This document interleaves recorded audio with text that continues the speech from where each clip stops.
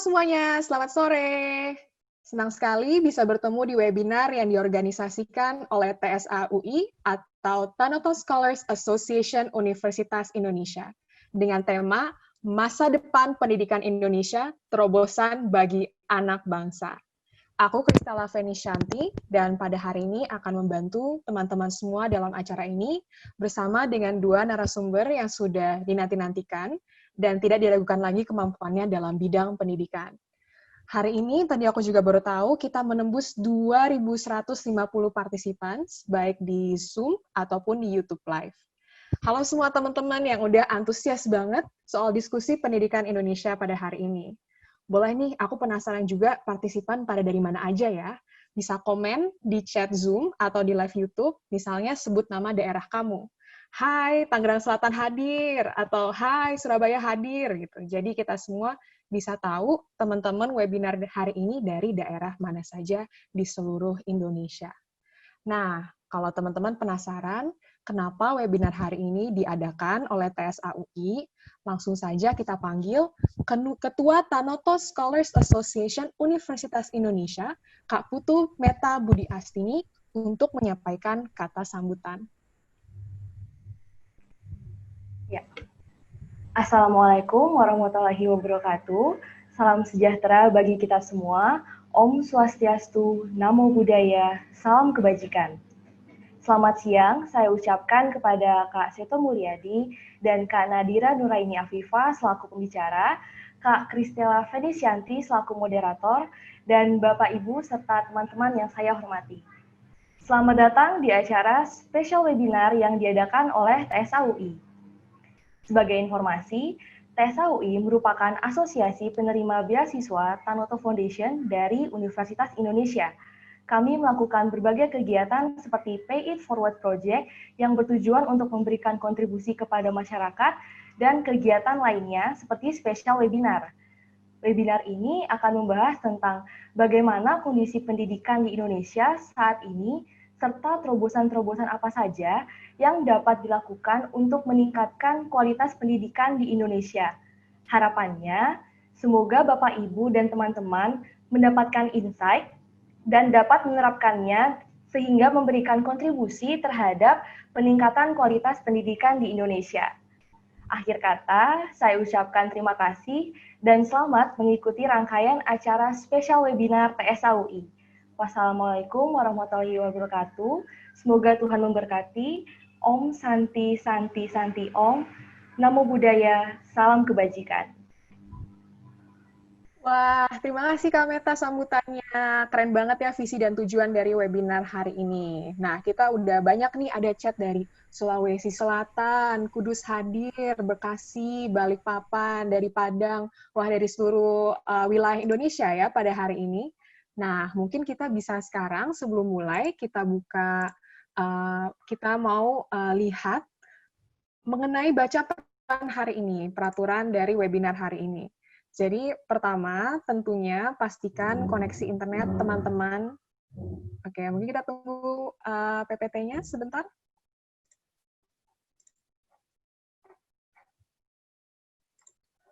Oke, nah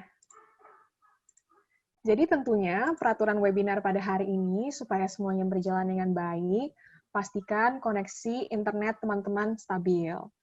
Pastikan juga mic mati selama sesi berlangsung, karena takutnya ada suara dari luar masuk ke dalam webinar dan mengganggu jalannya webinar. Ketiga, jika kamera dinyalakan, pastikan teman-teman menggunakan pakaian yang sopan. Yang keempat, menggunakan bahasa yang sopan pada kolom chat. Dan yang kelima, pertanyaan kepada pembicara diajukan melalui Slido. Nah, jadi tidak diajukan melalui Zoom ya, teman-teman, harus melalui Slido, karena memang kita partisipannya nggak cuma di Zoom nih, tapi juga ada di YouTube Live hari ini. Nah, gimana nih cara menggunakan Slido, Kak? Oke, kita bahas ya. Mungkin slide selanjutnya. Nah, jadi teman-teman bisa buka slide Slido pada browser Google. Di sini buka slido.com. Kemudian teman-teman bisa join as a participant, langsung aja tulis TSA UI 2020. Nah, kemudian teman-teman bisa tuliskan pertanyaan pada pada kolom pertanyaan di Slido, teman-teman bisa tulis pertanyaannya apa aja, kemudian dapat memilih untuk menyertakan nama atau mengajukan pertanyaan secara anonim. Kemudian klik send. Kalau bisa pertanyaan teman-teman itu ada dalam kurungnya ya, misalnya untuk Kaseto atau untuk Kanadira atau untuk kedua pembicara, seperti itu. Jadi pertanyaannya ditujukan ke pembicara tertentu. Nah, peserta juga bisa lihat pertanyaan dari peserta-peserta lain, bisa di-like peserta lain, sehingga nanti kalau misalnya pertanyaan yang banyak ingin ditanyakan oleh semua peserta, biasanya dia akan ada di bagian atas dari website tersebut. Nah, jadi bisa klik aja tuh ada tombol jempol di samping kanan, itu bisa diklik, nanti pertanyaannya akan naik kalau semakin banyak voting-nya. Oke, kayaknya kita udah siap nih ya, udah sadar akan peraturan-peraturan webinar, semoga dipatuhi dengan baik sehingga acara berjalan dengan lancar. Selanjutnya kita akan langsung kenalin pembicara-pembicara kita yang keren hari ini. Teman-teman pasti sudah sangat menantikan pembicara kita. Yang pertama adalah Dr. Nadira Nuraini Afifa. Dia adalah Harvard alumni, Harvard Master of Public Health, yang kemarin juga menjadi mahasiswa yang memberikan pidato kelulusan. Kemudian dia juga Chief Marketing Officer dari Ayo Belajar. Ayo Belajar adalah teknologi edukasi yang bertujuan untuk memberikan pengalaman belajar online yang terbaik untuk semua murid di Indonesia. Selanjutnya juga ada pembicara yang nggak kalah keren, dan teman-teman pasti tahu semua, dia adalah Dr. Seto Mulyadi, kerap dipanggil Kaseto. Dia adalah seorang psikologi anak, pendiri homeschooling Kaseto. Singkatannya HSKS, yang merupakan lembaga pendidikan alternatif yang menjadi salah satu solusi pendidikan bagi anak-anak Indonesia yang berada di dalam negeri maupun di luar negeri.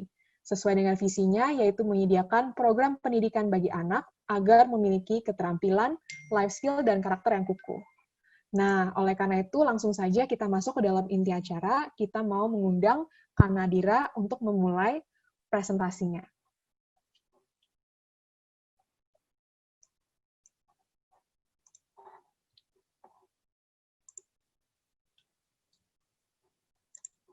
Sorry sebentar. Halo, kelihatan ya? Halo Kak. Halo, manggilnya apa, Kristela ya? Halo. Iya, Kristela ya, nggak apa-apa Kak. Oke, thank you Kristela tadi introduction-nya. Dan thank you juga untuk Tanoto Scholars yang udah ngundang hari ini sesuai dengan tema yang tadi dibicarakan. Jadi kita mau ngobrol sedikit tentang pendidikan di Indonesia. Aku pastinya bukan expert di situ, nanti ada Kak Seto yang jelasin lebih lanjut, tapi ini based on experience dan knowledge aku sejauh ini aja ya. Mungkin aku langsung share screen aja ya, Kristela. Ya, bisa langsung share screen sendiri aja Kak, ya. Bisa langsung dimulai. Sorry, ini masih disabled untuk panitia. Coba sebentar ya Kak.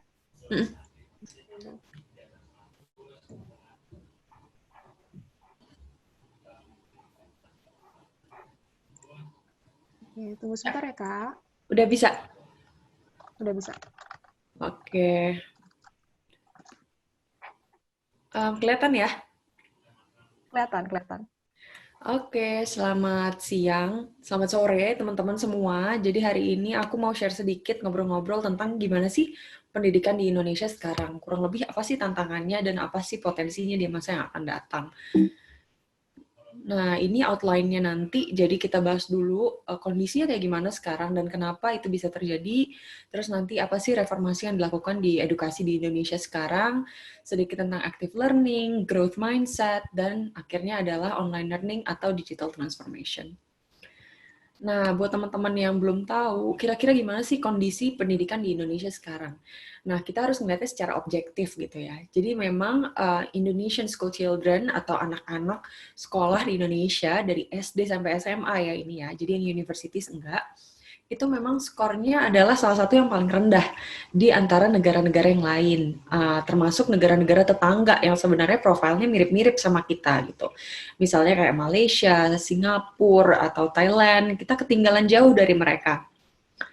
Nah, ini current condition-nya. Jadi kalau untuk scoring tentang pendidikan, itu yang paling umum adalah memakai PISA namanya. Jadi ini salah satu indikator untuk menilai seberapa tinggi sih suatu negara tingkat edukasinya dari segi matematika, IPA, dan literasi atau kemampuan membaca. Nah, di PISA ini adalah kita menilai anak-anak dari usia SD, yaitu 6 tahun kalau di Indonesia, sampai 15 tahun. Nah, hasilnya adalah ternyata Indonesian children itu salah satu yang jauh di bawah rata-rata secara dunia. Nah, yang dinilai di sini adalah 79 negara yang tergabung dalam OECD, yaitu suatu komunitas lah ya, komunitas untuk negara-negara yang tergolong negara maju, yang atas, dan menengah ke atas. Nah, dari 79 negara nih, ternyata kita dari segi IPA-nya itu ranking 71. Jadi dari 79 kita ranking 71. Terus dari segi matematika kita ranking 73. Dan dari segi membaca atau kemampuan literasi itu kita ranking 74. Jadi sebenarnya udah hampir yang paling rendah di antara negara yang termasuk dalam OECD. Ini kan bisa dilihat di gambar Indonesia nih. Kalau dari scoring, itu kan yang paling bagus di atas 500. Terus ini yang average, 450 sampai 500. Ini yang kurang bagus, yaitu yang di bawah 450, warnanya merah. Nah, kita lihat Indonesia, itu adanya di merah semua. Jadi kita samanya kayak negara-negara Amerika Latin nih, misalnya, yang mereka juga kurang maju ya, seperti Brazil, Chile, Peru. Sementara kalau kita lihat Cina, wah mereka udah maju banget, di atas 500 scoringnya. Dan kalau dari tetangga-tetangga kita juga rata-rata memang sudah di level middle atau upper, sementara kita tertinggal. Nah, kira-kira kenapa sih kita tuh pendidikannya masih tertinggal dibanding negara-negara yang lain? Jadi ada banyak alasannya, dan ini juga aku based on theory, tapi based on juga pengalaman aku selama aku kuliah di luar negeri. Aku kayak compare sedikit-sedikit apa sih kira-kira kurangnya anak-anak Indonesia dibanding anak-anak luar negeri yang kuliah bareng aku. Nah, yang pertama adalah kita kurang banget penerapan pembangunan karakter. Jadi artinya sebenarnya pendidikan yang baik adalah yang selalu menyeimbangkan antara IQ, EQ, sama SQ. Sementara kalau di Indonesia sejauh ini selalu fokus pada IQ, jadi intelektual. Selalu segala hal diukur dengan nilai ujian, atau dengan kelulusan, atau dengan rapor merah. Nah, seperti itu yang selalu kita titik beratkan. Sementara kan masih banyak hal lain yang juga harus dibangun. Misalnya attitude atau behavior di lingkungan sekolah. Masih banyak bullying di Indonesia. Dari tingkat SD pun udah ada bullying. Dan juga kita kurang fokus untuk menanamkan pembangunan karakter lah intinya di sekolah. Sementara kalau di luar negeri mereka juga sudah memfokuskan pada itu. Gimana kalau sebenarnya untuk memilih lulusan terbaik di luar negeri itu bukan cuma dari nilai, tapi juga dari attitude mereka selama mereka berada di sekolah, atau mungkin achievement di luar akademis, kayak jago olahraga, atau jago ngelukis, jago ngeband, dan lain-lain. Jadi itu yang pertama. Terus yang kedua adalah minimum support untuk original thinking. Nah, ini artinya apa? Jadi kalau di Indonesia kita tahu banyak ujian itu basisnya adalah pilihan ganda misalnya, atau jawaban singkat. Jadi semua itu jawabannya saklek. Kalau nggak A, B. Kalau nggak B, A. Pokoknya dikasih pilihan dan kita nggak bisa ada original thinking yang kita tuangkan di dalam ujian tersebut. Sementara kalau di luar negeri, itu mereka lebih fokus pada esai. Jadi kalau misalnya ujiannya lebih ke dikasih reading, habis itu dari reading itu kita tulis sendiri apa aja sih jawaban kita menurut persepsi kita sendiri, dan ditambahin juga memang original thinking dari yang kita pikirkan sendiri. Gak harus tuh jawaban disaklekin sama kayak yang di buku atau harus textbook banget. Nah, itu gak ada kayak gitu. Dan memang ternyata pas aku lagi kuliah pun waktu di Harvard itu aku ngerasa banget kalau kemampuan aku dalam menulis esai itu jauh banget sama teman-teman aku di luar negeri, karena mereka udah sangat terbiasa dari SD untuk menulis esai, sementara aku jadi agak kewalahan karena nggak terbiasa. Dan yang ketiga adalah ujian apapun itu selalu menjadi the only assessment tool untuk kelulusan. Kalau dulu sih kan kita masih ada untuk SMP dan SMA itu ada ujian nasional. 3 tahun kita belajar dan akhirnya kita lulus atau enggak dari 3 tahun itu cuma dinilai dalam 1 hari atau dalam 1 minggu rangkaian ujian nasional. Sementara kan banyak faktor X yang bisa mempengaruhi seseorang dalam ujian nasional itu ya. Bisa lagi nggak konsentrasi, lagi sakit, atau nervous, tiba-tiba lupa apa yang dipelajarin, dan lain-lainnya gitu. Jadi tidak seharusnya apa yang kita pelajari dalam jangka waktu panjang itu dinilai hanya dalam satu tool. Nah, jadi untungnya sekarang sih memang sudah ada perubahan dalam mekanisme kita di sekolah, karena Pak Nadiem juga, nanti aku jelaskan lebih lanjut. Jadi memang kira-kira alasannya apa aja kita bisa tertinggal itu lebih ke ini. Jadi kurang character building, kurang support pada original thinking, dan banyak hal itu cuma difokuskan dalam ujian. Bukan penilaian selama proses, tapi cuma fokus di result aja. Nah, ini kata-kata Pak Nadiem. Jadi sebenarnya sih, Pak Nadiem ini salah satu hal yang akhirnya jadi terobosan juga ya untuk Kementerian Pendidikan dan untuk negara kita.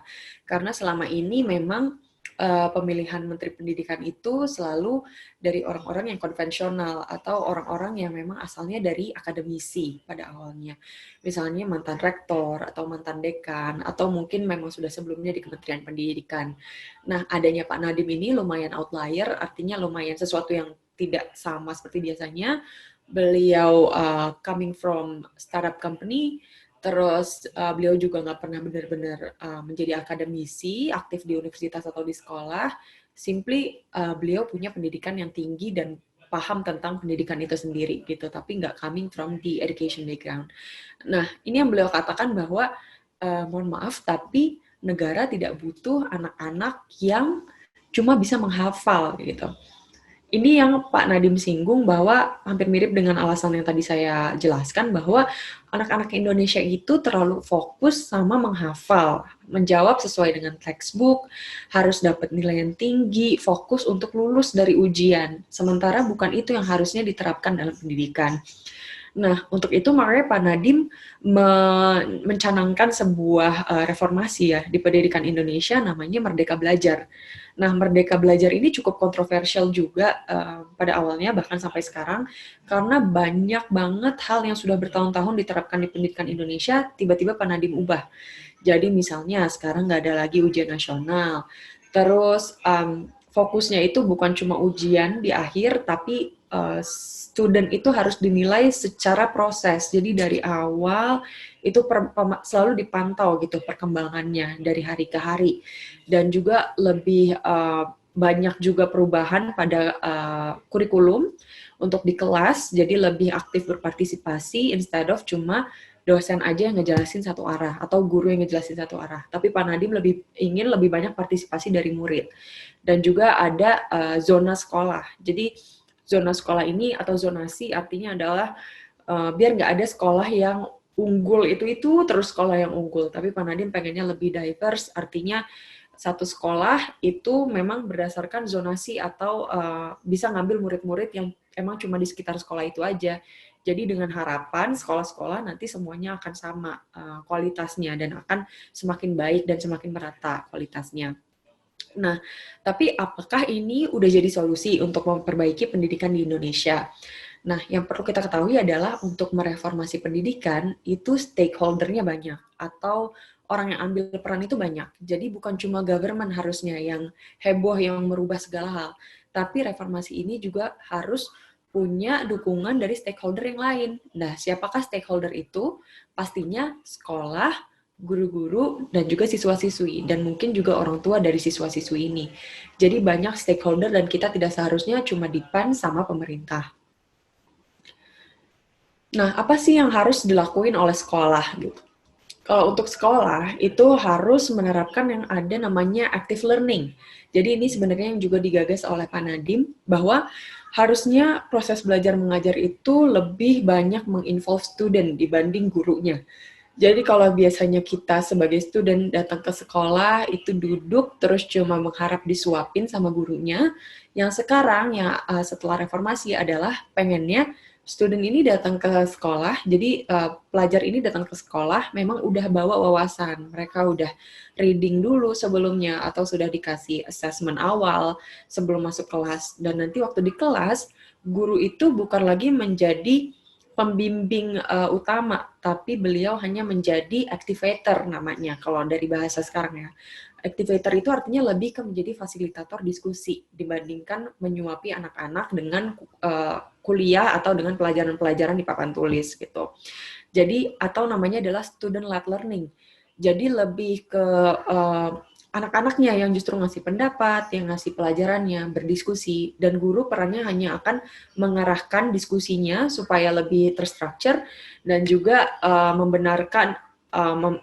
membenarkan jika ada yang keliru dalam diskusi tersebut, dan ya pokoknya intinya untuk memfasilitasi saja proses belajar mengajar di dalam kelas, bukan lagi menyuapi anak-anak secara satu arah.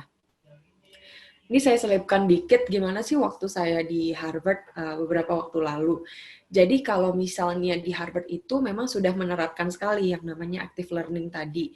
Jadi kita banyak banget presentasi, jadi hampir seluruh chapter di modul kita itu akan selalu dipresentasikan. Ada yang presentasinya grup, ada yang presentasinya individual.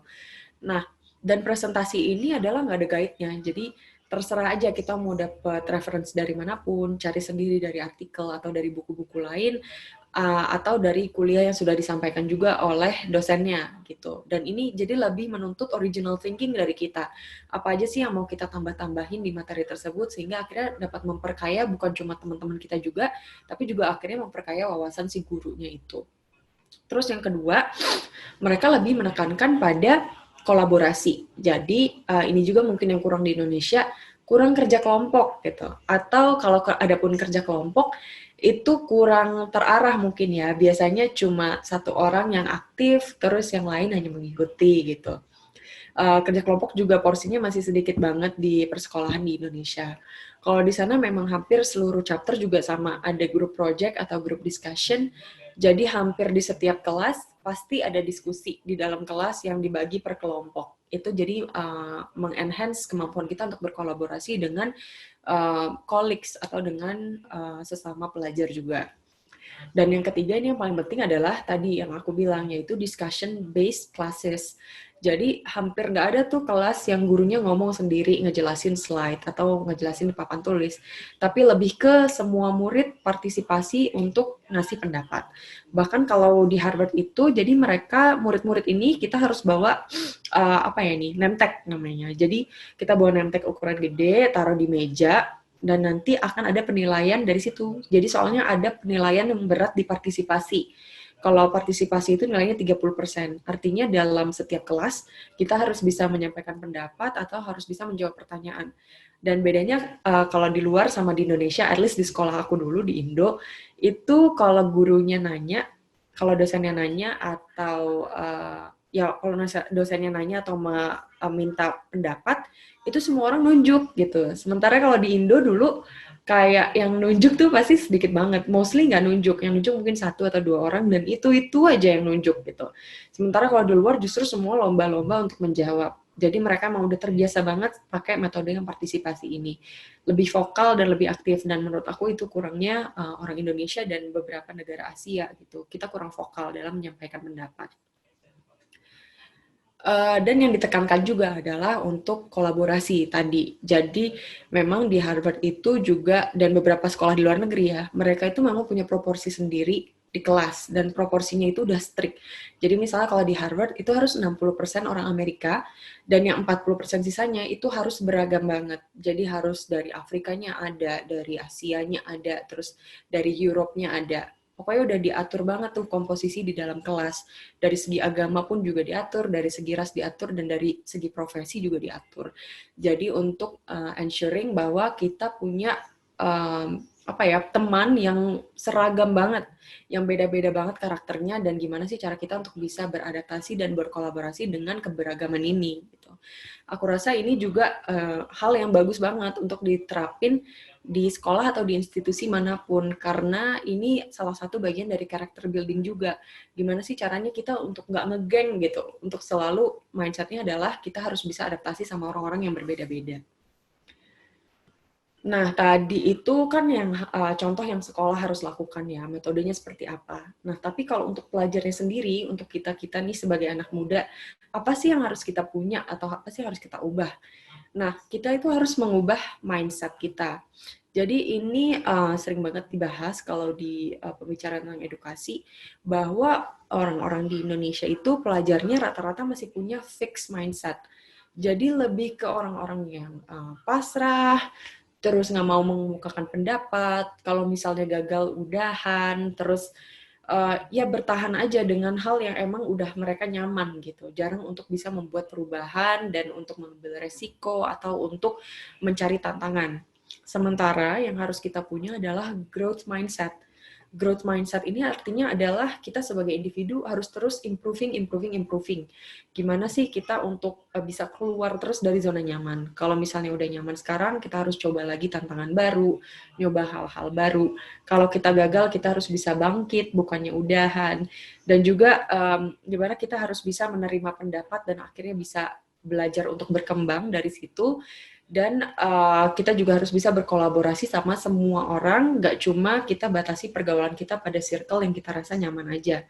Nah, growth mindset ini yang masih kurang digadang-gadangkan di Indonesia, dan ini juga salah satu bagian dari character building yang harusnya udah diajarkan juga di sekolah. Nah, ada teori tentang apa sih harusnya skill yang harus dipunyai oleh anak muda di century ke-21 ini.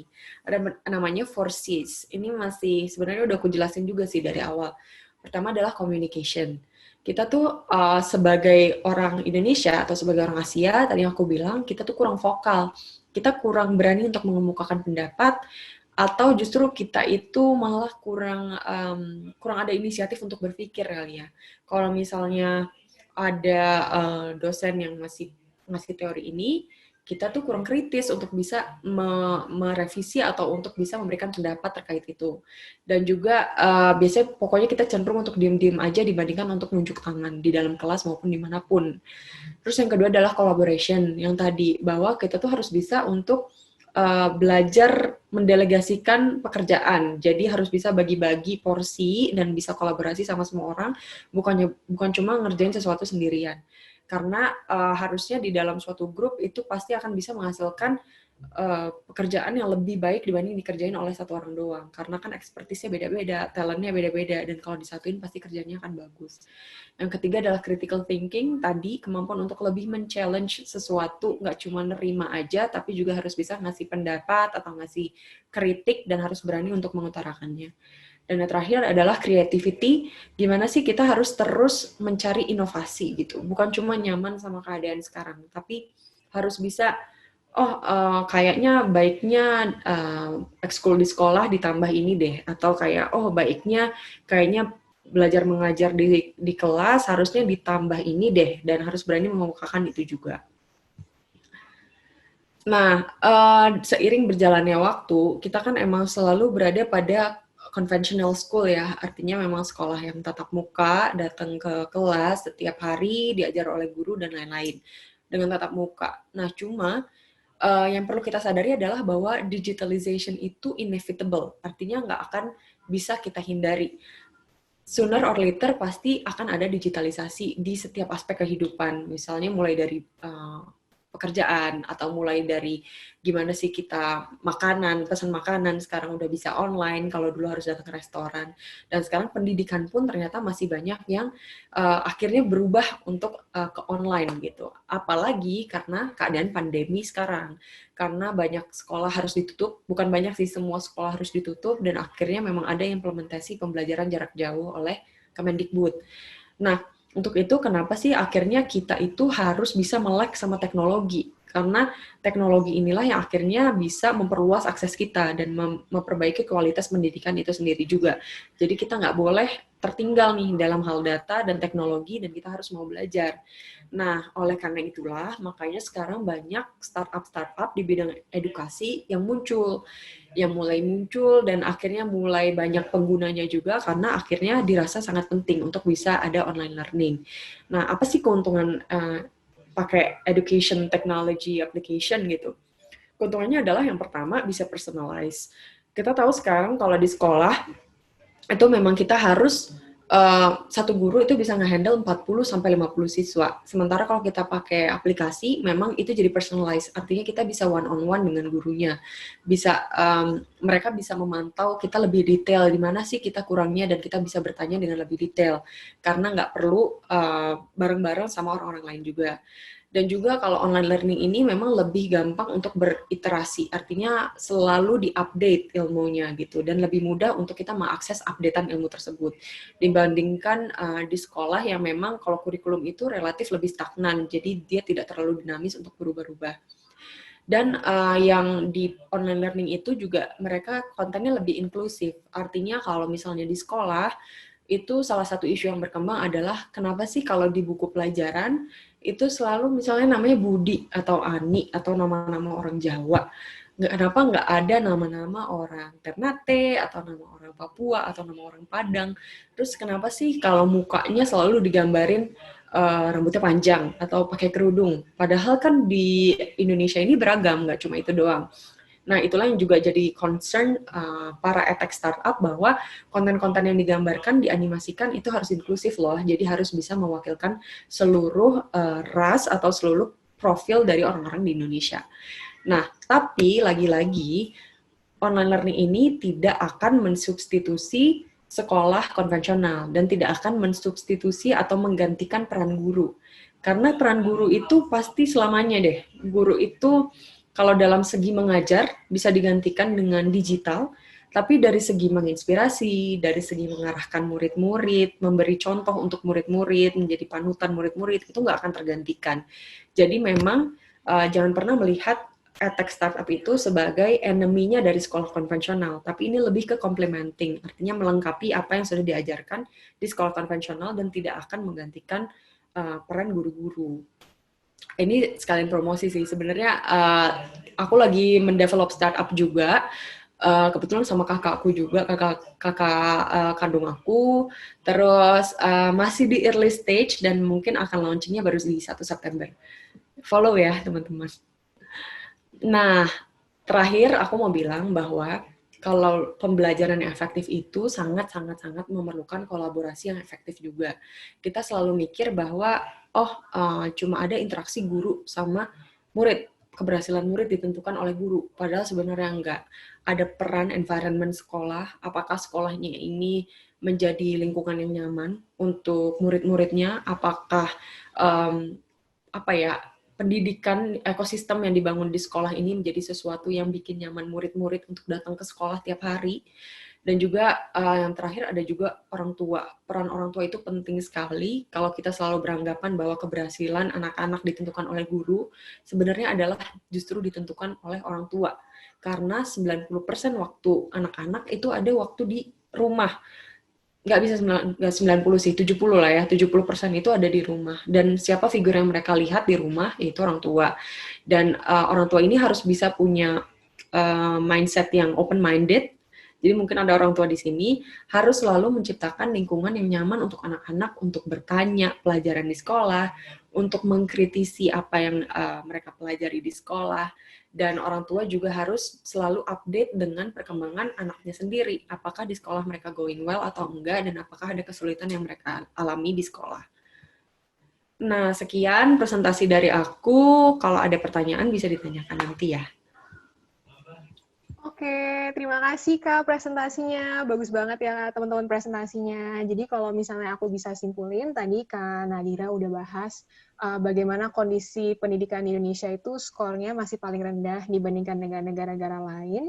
Ada beberapa faktor karena low investment on character building, support yang minimum akan original thinking atau critical thinking, dan exam atau ujian itu cuman assessment aja. Kemudian hal ini coba direformasikan oleh Pak Nadiem, di mana dia mengajukan Merdeka Belajar, negara tidak butuh murid-murid yang bisa menghafal saja, dan reformasi dari keseluruhan bahwa semua aktor itu turut terlibat dalam edukasi, ada sekolah, guru, orang tua, dan juga murid-murid.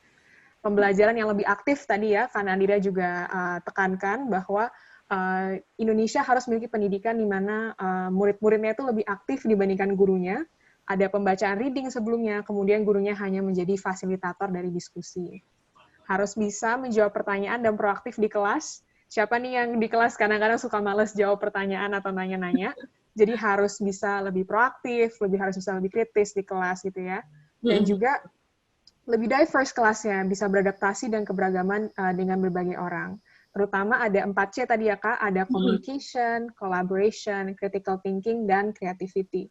Kritis dalam memberikan pendapat terhadap teori dan apapun yang sudah kita pelajari. Jadi di kelas nggak hanya cuman terima ilmu, tapi juga dikritisi nih ilmunya bener nggak sih, kayak gitu. Nah kemudian tadi Kak Nadira juga bahas nih digitalisasi pembelajaran online yang sekarang juga lagi marak, di mana apalagi dari PJJ ini juga pasti banyak diterapkan, teknologi memperluas akses dan kualitas, dan juga lebih personalized, tapi Kak Nadira di sini stance-nya adalah melihat bahwa online learning tidak akan menggantikan peran guru. Betul. Nah, teman-teman jangan lupa tadi kata Kak Nadira, follow Ayo Belajar. Promosi dikit. Promosi, follow Ayo Belajar, karena nanti 1 September akan ada launching yang seru-seru di 1 September nanti. Nah, teman-teman, kita sebelum lanjut nih, kita ada pertanyaan, mungkin 1 pertanyaan ya, Kak, ya. Boleh.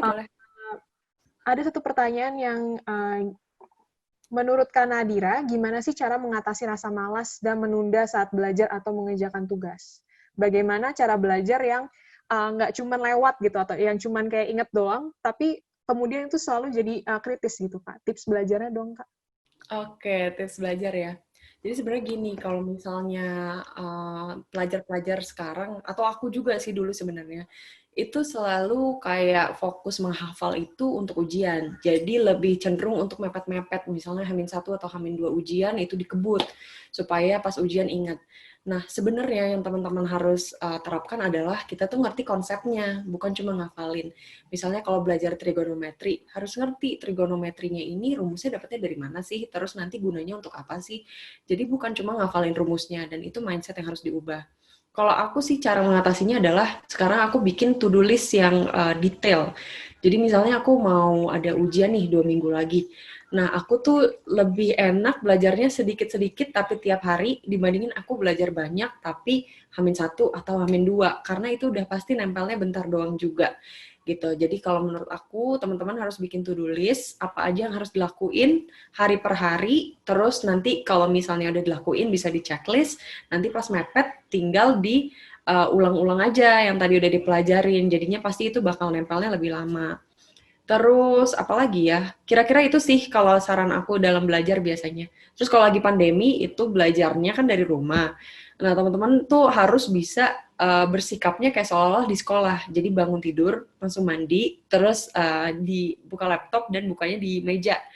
Nyalain videonya, jadi itu untuk bisa menciptakan lingkungan yang produktifnya sama kalau kita misalnya in person di sekolah. Jadi kira-kira itu tips dari aku, Kristela. Oke, thank you Kak. Tadi tipsnya bisa langsung dicatat ya teman-teman. Jadi next time kalau ada ujian atau belajar bisa langsung diterapkan tipsnya. Sekarang kita udah kedatangan Kak Seto nih, pembicara yang kedua. Kita bisa langsung sambut Kak Seto, mungkin bisa langsung mulai dengan pemaparannya hari ini.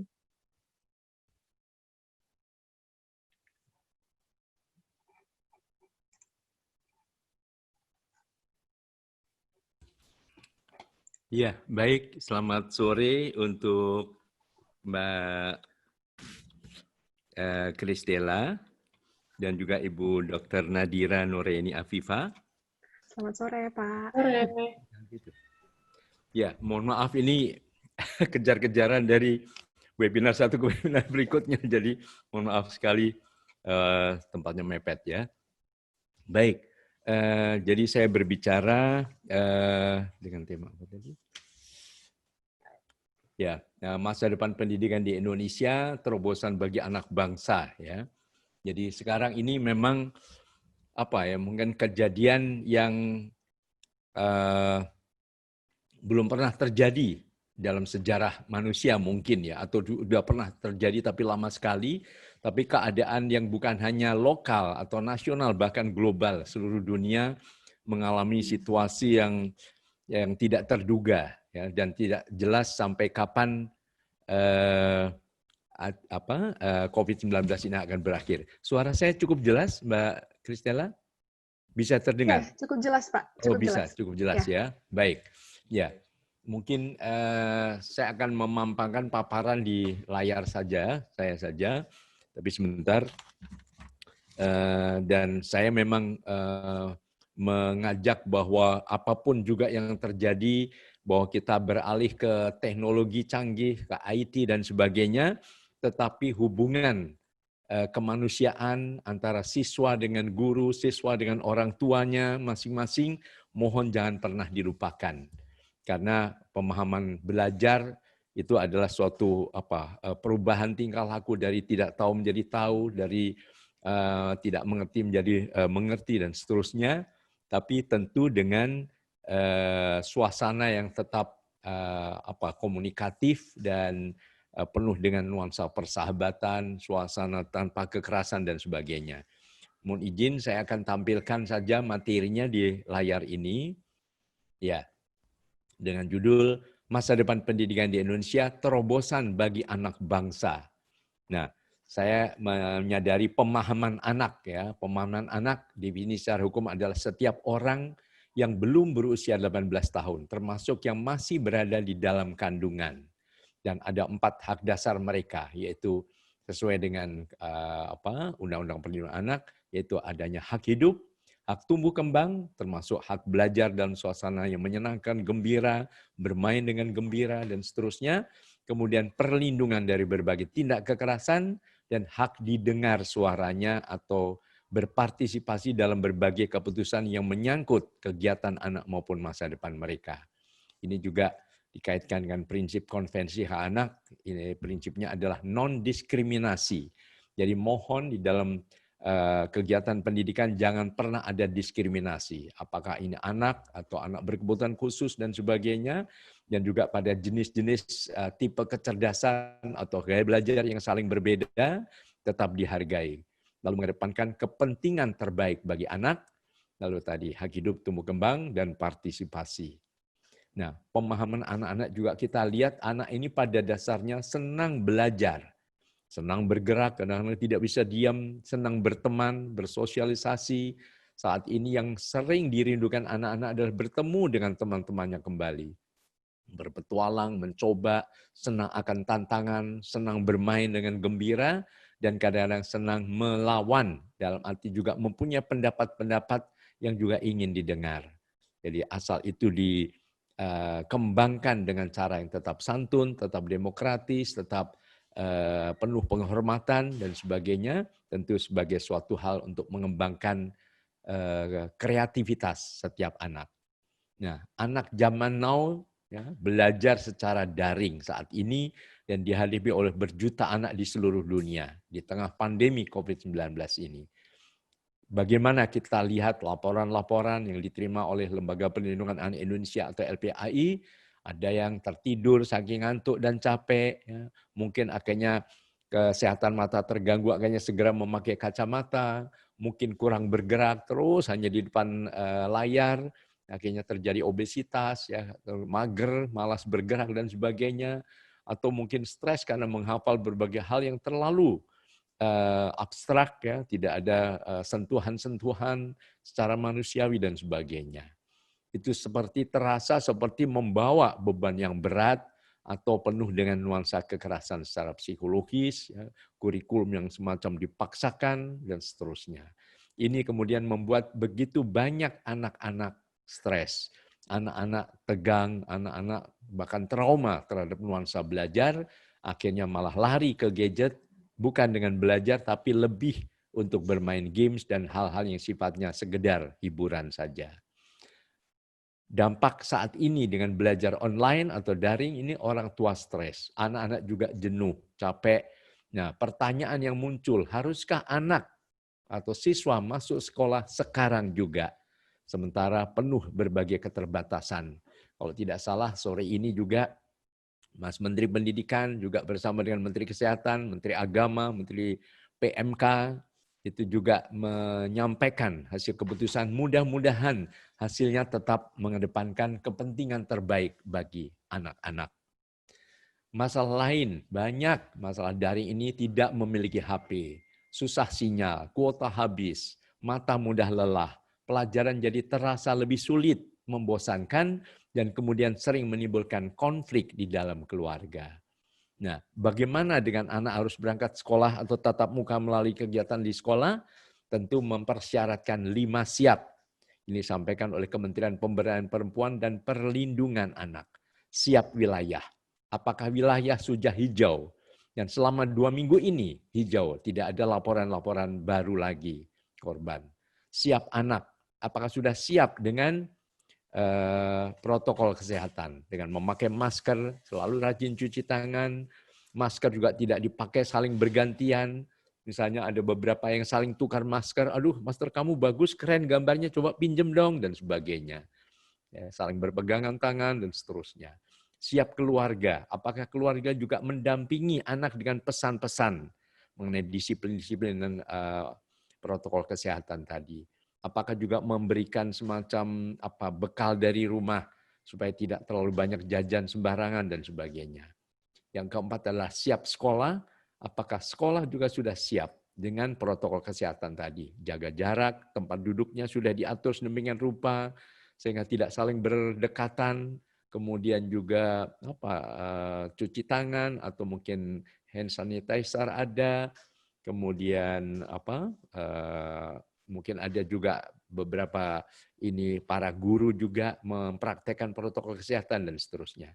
Dan kelima adalah siap infrastruktur. Misalnya anak berangkat sekolah kan tidak semua pakai kendaraan pribadi, kendaraan umum dan sebagainya. Bagaimana risiko penularannya dan seterusnya. Di sini peran orang tua selain guru tentu memegang peran sangat penting sekali. Nah, ada alternatif lain yang selama ini sudah mempraktekkan belajar dengan sistem seperti saat ini dengan cara daring, yaitu di rumah, ya, belajar di rumah. Ya, kemudian populer dengan homeschooling. Ini definisinya sesuai dengan acuan Kementerian Pendidikan dan Kebudayaan, artinya adalah proses layanan pendidikan yang secara sadar, tetap sadar dan teratur, dan terarah dilakukan oleh orang tua atau keluarga di rumah dan tempat-tempat lain. Jadi kadang-kadang ada ini yang di rumah saja informal, kalau tempat lain ya non formal. Jadi bisa sekali-sekali ke sekolah. Mungkin di saat new normal nanti juga. Beberapa sudah, mungkin tidak setiap hari. Misalnya seminggu hanya 2 kali atau 3 kali. Paling tidak sudah ada pertemuan dengan guru, pertemuan dengan sesama siswa, sehingga saling bergantian. Nah, dalam suasana gembira, agar potensi unik setiap anak dapat tetap berkembang optimal. Ini sesuai dengan amanah juga dengan Undang-Undang Sistem Pendidikan Nasional. Nah, kelebihan dengan cara daring seperti ini atau di dalam keluarga, perhatian lebih individual, anak lebih mandiri, lebih kreatif, dan sangat juga tepat untuk anak berkebutuhan khusus. Jauh dari pergaulan negatif, siap untuk kehidupan nyata, dan kegiatan juga lebih fleksibel. Perpaduan antara belajar pendidikan, materi akademik, tapi juga ada materi-materi yang dikembangkan sesuai dengan isi pendidikan, bahwa ada ipteknya ada, tapi estetikanya ada, olahraganya ada, kesehatannya ada, dan sebagainya. Pendekatannya juga pendekatan proses, artinya proses menguasai mata pelajaran, siswa menguasai metode belajar yang tepat, yaitu learn how to learn, bukan sekadar learn what to learn.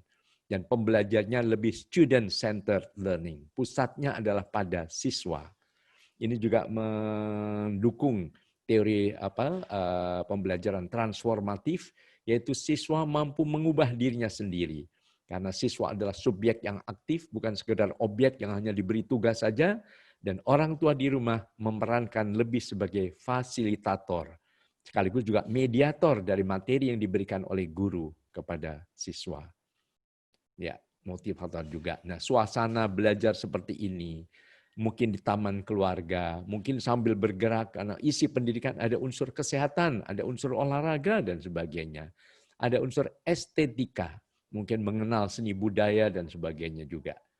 Nah, bunyi dari Undang-Undang Nomor 20 Tahun 2003 tentang Sistem Pendidikan Nasional, makna pendidikan, pasal 1 ayat 1, pendidikan adalah usaha sadar dan terencana untuk mewujudkan suasana belajar dan proses pembelajaran agar peserta didik secara aktif mengembangkan potensi dirinya. Jadi potensi masing-masing juga dikembangkan. Ibaratnya pendidikan bukan sekedar menuangkan air ke dalam gelas, mengisi gelas dengan air sebanyak-banyaknya, tidak. tapi menumbuhkan dari dalam. Ibaratnya menanam bibit di taman sari keluarga. Bibit ini akan merekah menjadi bunga mawar atau bunga melati, ada bunga anggrek, bunga kenanga, dan sebagainya. Ini adalah tugas pendidikan dengan menyediakan lahan yang subur dan dirawat dengan penuh kasih sayang. Pasal 27 Undang-Undang ini, kegiatan pendidikan informal yang dilakukan oleh keluarga dan lingkungan berbentuk kegiatan belajar secara mandiri. Dan itu dimungkinkan dan hasilnya diakui sama dengan pendidikan formal dan non-formal setelah peserta didik lulus ujian sesuai dengan standar nasional pendidikan. Sehingga mereka pun juga mendapatkan evaluasi. Ini kalau kegiatan belajar secara homeschooling. Tapi saat ini sebetulnya anak belajar di rumah saja, walaupun namanya dari rumah, tetapi kadang-kadang juga tidak sekedar memusatkan pada sekolah secara sentral dengan layar saja, tapi mungkin juga ada guru kunjung datang ke sekolah dan kemudian memberikan panduan dan sebagainya. Nah, ada asosiasinya juga, asosiasi sekolah rumah atau homeschooling ini namanya ASAH-PENA, singkatan dari Asosiasi Sekolah Rumah dan Pendidikan Alternatif. Beberapa lulusan homeschooling, misalnya salah satu homeschooling HSKS ini ada yang juara golf internasional, juara motocross internasional, olimpiade matematika, hafiz Quran nasional, ada yang menjadi artis, ada yang menjadi model profesional, menjadi sutradara, menjadi wartawan, dan sebagainya. Tapi yang masuk ke pendidikan tinggi, beberapa yang diterima di kedokteran universitas negeri seperti UI, Gajah Mada, USU, Unhas. Ya, itu yang eksakta, ada yang di IPB, ITB, bahkan ada juga di beberapa perguruan tinggi bergengsi di luar negeri.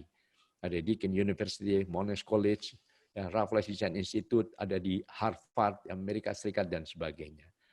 Jadi proses belajar mengajar yang sangat edukatif dan ramah anak. Di sini memang diharapkan kompetensi pendidik, jadi baik itu guru maupun sekolah, ini suatu proyeksi untuk masa depan. Ini adalah pendidik yang memiliki kompetensi pada 4 bidang ini. Untuk pedagogik berarti guru memahami anak didik. Berarti orang tua sebagai guru di rumah memahami, merancang strategi, pembelajaran kondusif, dan fokus pada potensi siswa. Kemudian kepribadian, mantap dan stabil, mandiri dan etos kerja. Jadi berarti guru dalam saat ini mengajar tentu dengan berbagai kendala dan hambatan. Tapi semua mengedepankan kepentingan terbaik bagi siswa dan tetap memiliki wibawa dan akhlak mulia. Kompetensi profesional, menguasai materi, menguasai standar kompetensi lulusan. Ini disampaikan juga kepada para orang tua sehingga kunci utama sebetulnya adalah bagaimana komunikasi yang efektif antara guru dengan para orang tua. Mengajar dengan kreatif dan selalu mengembangkan diri. Kompetensi sosial adalah selalu objektif.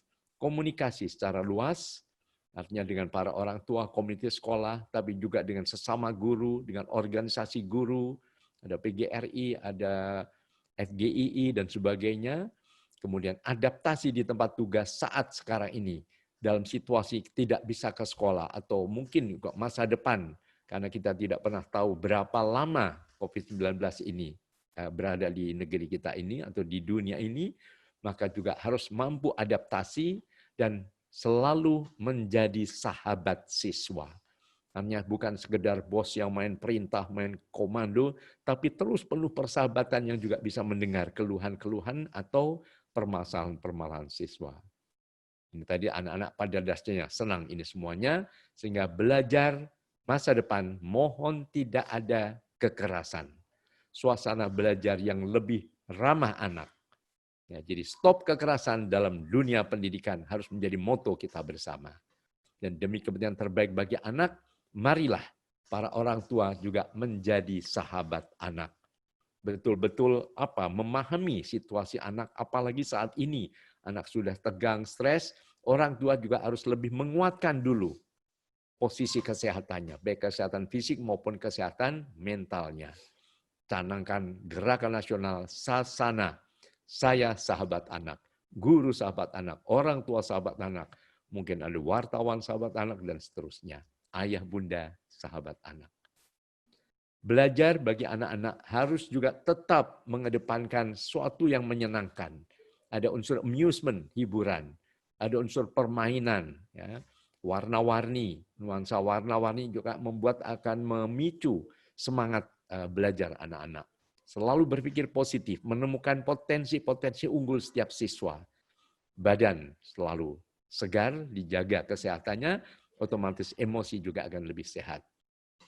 Juru strategi menghadapi anak selalu memiliki komitmen yang kuat, kompak dengan mitra, para guru dengan guru, guru dengan orang tua, kemudian guru dengan teman-teman, sahabat-sahabat dari dinas pendidikan, dan berbagai lingkungan yang lain yang arahnya adalah untuk menciptakan suasana belajar yang ramah anak. Peduli pada hak anak, ini adalah upaya memenuhi hak anak untuk tumbuh dan berkembang optimal, terus belajar, dan selalu kreatif di dalam memecahkan berbagai permasalahan. Tips guru kreatif yang mencintai profesinya, pembelajar sejati, berpikiran terbuka, menyukai tantangan. Saat ini adalah tantangan dari para guru. Tapi bagi guru yang kreatif, wah ini adalah tantangan yang saya akan coba patahkan.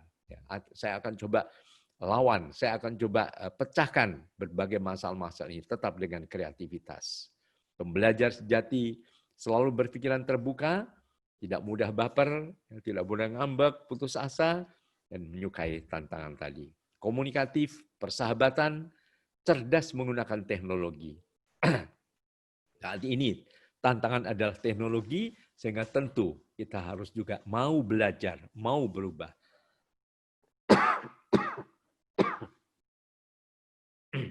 Mampu memanfaatkan keterbatasan dan selalu berorientasi ke masa depan.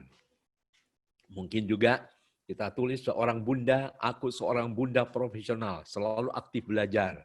Kalau bunda juga sebagai guru sekaligus juga. Kelas ditata kreatif, kemudian jaga jarak ya, sesuai dengan protokol kesehatan, dan selalu optimis dengan mengembangkan senyum.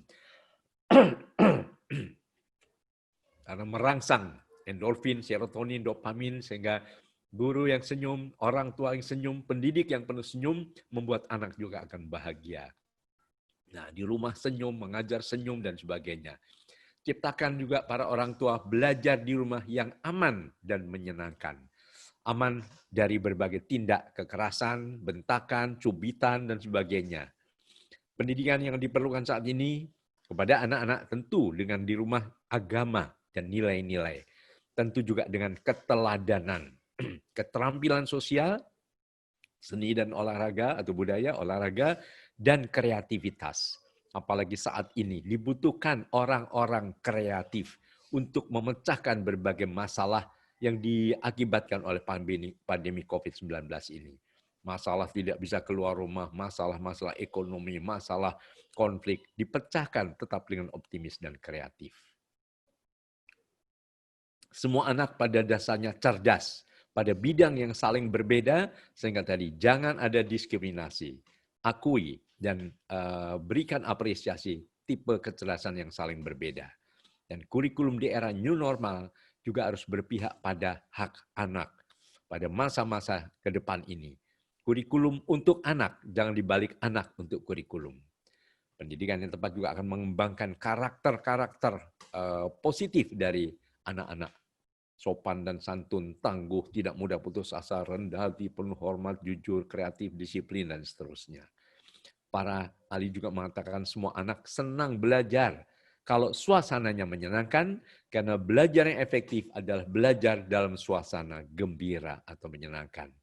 Apresiasi, kata-kata ayah bangga padamu nak, ibu bangga padamu nak, pak guru dan bu guru bangga pada kalian, misalnya. Itu sesuatu yang membesarkan jiwa mereka. Akan membangun konsep diri yang positif, pede, dan siap menghadapi masa depannya dengan lebih optimistis. Kita terus belajar dari mengenai psikologi populer atau pendidikan, ilmu pendidikan populer juga, sehingga mudah diterapkan. Ya. Nah, buku mengenai multiple intelligences, bahwa semua anak cerdas pada bidang yang saling berbeda, temukan kita, orang tua maupun guru, temukan tipe kecerdasan anak. Apakah ini cerdas angka, cerdas kata, cerdas gambar, cerdas musik, cerdas gerak, dan sebagainya. Dan belajar juga dapat dilakukan dengan gembira di mana saja. Di rumah bisa mana, di halaman kalau ada halaman, mungkin di dapur, mungkin juga di ruang keluarga, mungkin di meja makan, ya, mengkaitkan kehidupan nyata dengan kurikulum. Taman keluarga, mungkin di museum wayang, mungkin juga di taman, ya, mengenal apa unsur-unsur dari biologi dan seterusnya. Dan tekankan pada kurikulum kehidupan saat ini. Ini yang paling penting, karena situasinya darurat. Tidak semua anak bisa mendapatkan materi pelajaran. Sehingga saya pernah mengusulkan, mohon dalam keadaan darurat ini, kalau perlu semua anak naik kelas. Jangan sampai anak terlalu dibebani kurikulum. Nah, masa depan juga lebih memahami pemahaman tipe kecerdasan secara lebih luas lagi. Standar isi etika, estetika, iptek, nasionalisme, kesehatan, 5 ini diterapkan dalam kehidupan saya di rumah. Etika, bagaimana sopan dan santun kepada ayah dan bunda. Nanti kalau dengan Pak Guru dan Bu Guru, nanti juga dengan orang yang lebih tua dan sebagainya. Ya, mungkin disiplin, ya, mengatur kerapian, ya, estetika. Disiplin mengatur membuang sampah di tempatnya, disiplin istirahat, waktunya tidur, ya kita tidur, jangan begadang atau main HP terus sampai tengah malam dan sebagainya. Juga koordinasi yang efektif antara orang tua dan guru. Koordinasi yang penuh kualitas dan penuh dengan komunikasi juga. Peran orang tua saat ini adalah koordinasi dengan guru, komunikasi yang baik dengan anak, jadi guru bisa menyampaikan kepada orang tua menyampaikan kepada anak dengan memahami keadaan di rumah anak yang saling berbeda. Kemudian belajar mengenai kecakapan hidup, suasana gembira, penuh dengan nuansa kreatif dan inovatif, kompak dan selalu kerjasama, dan kurikulumnya adalah kurikulum adaptif, kurikulum darurat, dan kurikulum yang dikaitkan dengan kehidupan nyata. Kunci sukses juga kreatif menghadapi anak. Dengan contoh-contoh keteladanan, misalnya mencipta lagu, jangan ayo mandi, tapi dengan nada indah. Ayo kita mandi dengan sabun wangi, dan seterusnya. Bermain gadget juga. Sekarang banyak keluhan anak kecanduan gadget, ya, kebablasan akhirnya. Ya coba mungkin tidak usah harus dengan bentak, yuk kita bikin lagu. Misalnya, gadget ada manfaatnya, tapi juga bisa bahaya. Ayo teman bermain gadget dengan cerdas dan bijaksana, misalnya. Jadi tidak usah harus dengan nada-nada yang keras dan sebagainya. Kita kreatif, apapun bisa menjadi lagu. Kreativitas bisa dilatih. Baik kita sebagai pendidik, orang tua maupun guru, maupun juga untuk anak-anak. Untuk anak-anak, misalnya, coba sebutkan buah-buahan yang warnanya merah apa? Nah, kemampuan fluency, kelancaran. Jawaban itu juga latihan kreativitas. Oh, ada apa? Rambutan, ya, apalagi apel, ya, apalagi buah naga, ya, merah, dan seterusnya. Bila adik menangis, apa yang kamu lakukan? Aku nyanyi, Bunda. Ya, apalagi aku peluk, aku dongengi, dan sebagainya. Jadi, dengan cara demikian merangsang anak-anak penuh ide. Tidak hanya sekedar menghafal apa yang diberikan oleh guru, dan juga kemampuan mencipta ide atau gagasan. Belajar pada anak-anak tetap nuansanya penuh dengan nuansa hiburan. Ada aneka warna permainan, games, ya. Games tentu yang sangat erat kaitannya dengan materi pelajaran, warna-warni, selalu berpikir positif, badan segar, dan emosi akan berkembang lebih sehat. Menghadapi anak, komitmen kuat, kompak dengan mitra. Semua guru-guru kompak dengan orang tua dengan guru, mungkin orang tua di rumah antar ayah dan bunda kompak, dengan asisten rumah tangga, dengan anak-anak, dan seterusnya. Pendidik profesional harus menarik ya, supaya menarik ya. Mungkin harus dengan nada, mungkin ada cerita. Nah, mungkin ya memosisikan semacam artis serba bisa. Artis penyanyi ya, nyanyi. Bisa untuk nasionalisme. Nah, kita berpacu dalam melodi. Lagu apa ini? Lagu wajib. Berpacu dalam melodi misalnya. La la la la la la la la la la la. Lagu apa itu? Lagu Satu Nusa Satu Bangsa? Salah. Oh, Maju Tak Gentar. Iya, betul misalnya. Jadi ini semua dalam suasana penuh dengan keceriaan. mungkin juga ada humor, mungkin ada trik-trik sulap, main sulap dengan apa saja, misalnya dengan mungkin anak supaya senang bersahabat. Nah, sekarang ayah mempunyai tali-tali. Sekarang kalau dikaitkan dengan bahasa Inggris, what is the color of this rope? Oh, this one is yellow. Kemudian apa sekarang yang warnanya merah ini? Oh, merah adalah red. Oke. Nah, kalau ini sekarang apa? Biru. Nah, kalau biru bahasa Inggrisnya apa? Blue. Nah, supaya anak-anak senang bersahabat, tidak saling bermusuhan. Nah, sekarang ini ceritanya siapa ya? Boleh nggak kita berantem? Nggak berantem. Ini ceritanya teman atau kakak nih. Nah, kakak diajak bersahabat sama adik. Adik yang nomor 1. Coba, boleh nggak bersahabat bergandeng tangan? Boleh. Gandeng tangan. 1, 2, 3. Simsalabim. Wow, mereka sudah bergandeng tangan. Sekarang ini satu lagi, merah juga, simsalabim, abrakadabra. Wow, mereka sudah saling bergandeng tangan.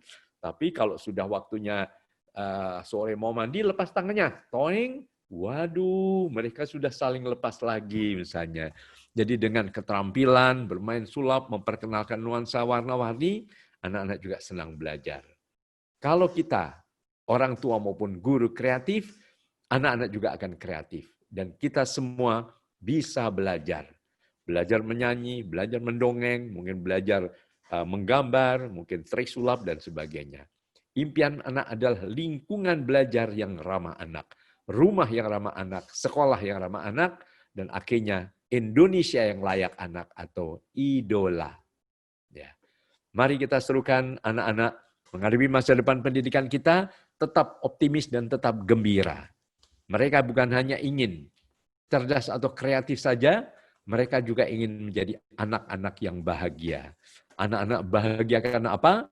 Karena kita semua mendidik dengan kekuatan cinta. Seperti lagu yang tertera di layar ini. Semua anak merindukan kasih sayang kita. Mari terus mendidiknya penuh senyuman. Jangan lagi memakai cara penuh kekerasan. Mari mendidik anak dengan kekuatan cinta.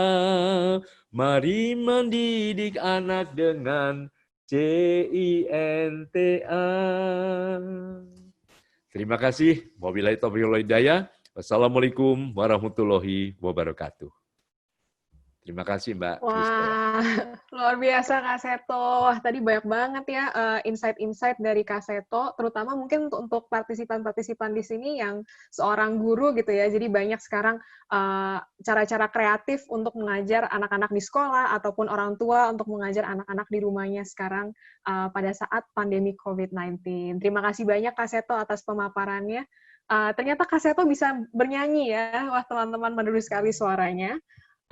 Tadi cukup banyak gitu ya apa yang dipaparkan oleh Kak Seto. Saya akan coba untuk membuat rangkuman di mana mungkin tadi Kak Seto juga sama ya seperti Kak Nadira bahwa percaya mau beralih ke online pun tetap hubungan guru, orang tua, dan siswa itu tidak boleh dilupakan. Harus selalu erat dengan satu sama lain. Dimana tadi juga Kak Seto menggambarkan bahwa setiap anak itu punya hak hidup, hak untuk tumbuh kembang, hak perlindungan dan hak untuk partisipasi, dan terutama edukasi itu harus bersifat non-diskriminasi terhadap semua kondisi anak-anak. Nah, tadi Kak Seto juga sempat bahas ya, anak zaman now belajar daring, terutama pada saat COVID-19 ini, di mana ada laporan-laporan dari berbagai kementerian dan lembaga tadi ya, Kak, ya, bahwa ada yang tertidur karena ngantuk, ada yang kesehatan matanya terganggu, kurang bergerak, jadi mager dan juga stres karena menghafal. Jadi memang pembelajaran daring ini di tengah COVID-19, karena mungkin transisinya juga sangat cepat, membawa beban dan kekerasan psikologis juga bagi anak. Kurikulum dipaksakan dan juga stres tegang, bahkan trauma dalam belajar. Lah, kemudian juga ada masalah infrastruktur gitu ya. Kak Seto tadi juga bilang ada masalah tidak punya HP, susah sinyal, kuota, mata lelah, konflik dalam keluarga juga. Kemudian nanti ketika akan proses untuk membuka sekolah lagi, harus ada tadi siap wilayah, siap anak, siap keluarga, siap sekolah, dan juga siap infrastruktur. Contohnya tadi kalau siap sekolah itu sudah ada protokol-protokol kesehatan di sekolah ya, sebelum membuka sekolah pada saat pandemi COVID-19 ini. Tadi Kak Seto juga menjelaskan mengenai alternatif homeschooling, di mana proses layanan pendidikan secara sadar dan teratur itu dilakukan di keluarga, di rumah, dan juga bisa di tempat lain. Bisa datang sekali-sekali ke sekolah juga nantinya ketika pada saat normal baru atau new normal. Nah, kelebihannya juga kalau belajar di rumah itu bisa individual, lebih personalized, lebih mandiri, kreatif, juga bisa cocok untuk anak berkebutuhan khusus, dan berbagai macam manfaat lainnya. Nah, lulusan homeschooling ini juga luar biasa tadi ya, Kak Seto juga bercerita. Ada banyak terobosannya di kejuaraan olahraga, juga ada yang artis, dan juga ada yang masuk pendidikan tinggi seperti UI, UGM, dan sebagainya. Nah, di sini Kak Seto juga menekankan bahwa guru dan orang tua itu memiliki peran yang besar untuk memahami anak didik dan juga harus selalu fokus pada potensi siswa, di mana kemandirian dan etos kerja itu menjadi penting gitu ya. Di mana orang tua itu menguasai materi, juga mengajar dengan kreatif, mengembangkan diri. Komunikasi efektif itu penting antara setiap aktor ya, dari orang tua, guru, dan juga murid-murid. Dan yang terpenting, guru dan orang tua itu harus jadi sahabat siswa gitu ya, tidak menyuruh-nyuruh atau tidak selalu dengan sifat yang keras, tapi menjadi sahabat siswa.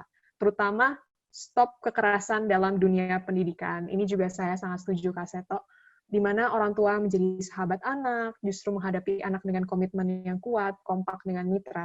Dan di sini tadi juga Kak Seto banyak ya contoh-contohnya nih, tips guru-guru kreatif, di mana guru-guru kreatif itu mencintai profesinya, pembelajar sejati, berpikiran terbuka, tidak mudah baper, cerdas teknologi, dan selalu tersenyum ketika mengajar. Jadi pendidikannya yang aman dan nyaman bagi anak-anak. Di mana belajar yang efektif menurut Kak Seto adalah belajar yang bahagia dengan konsep yang positif. Kurikulumnya juga kurikulum kehidupan, tidak hanya kurikulum pembelajaran yang biasa saja seperti matematika IPA, tapi juga life skills, disiplin kebersihan, disiplin tidur.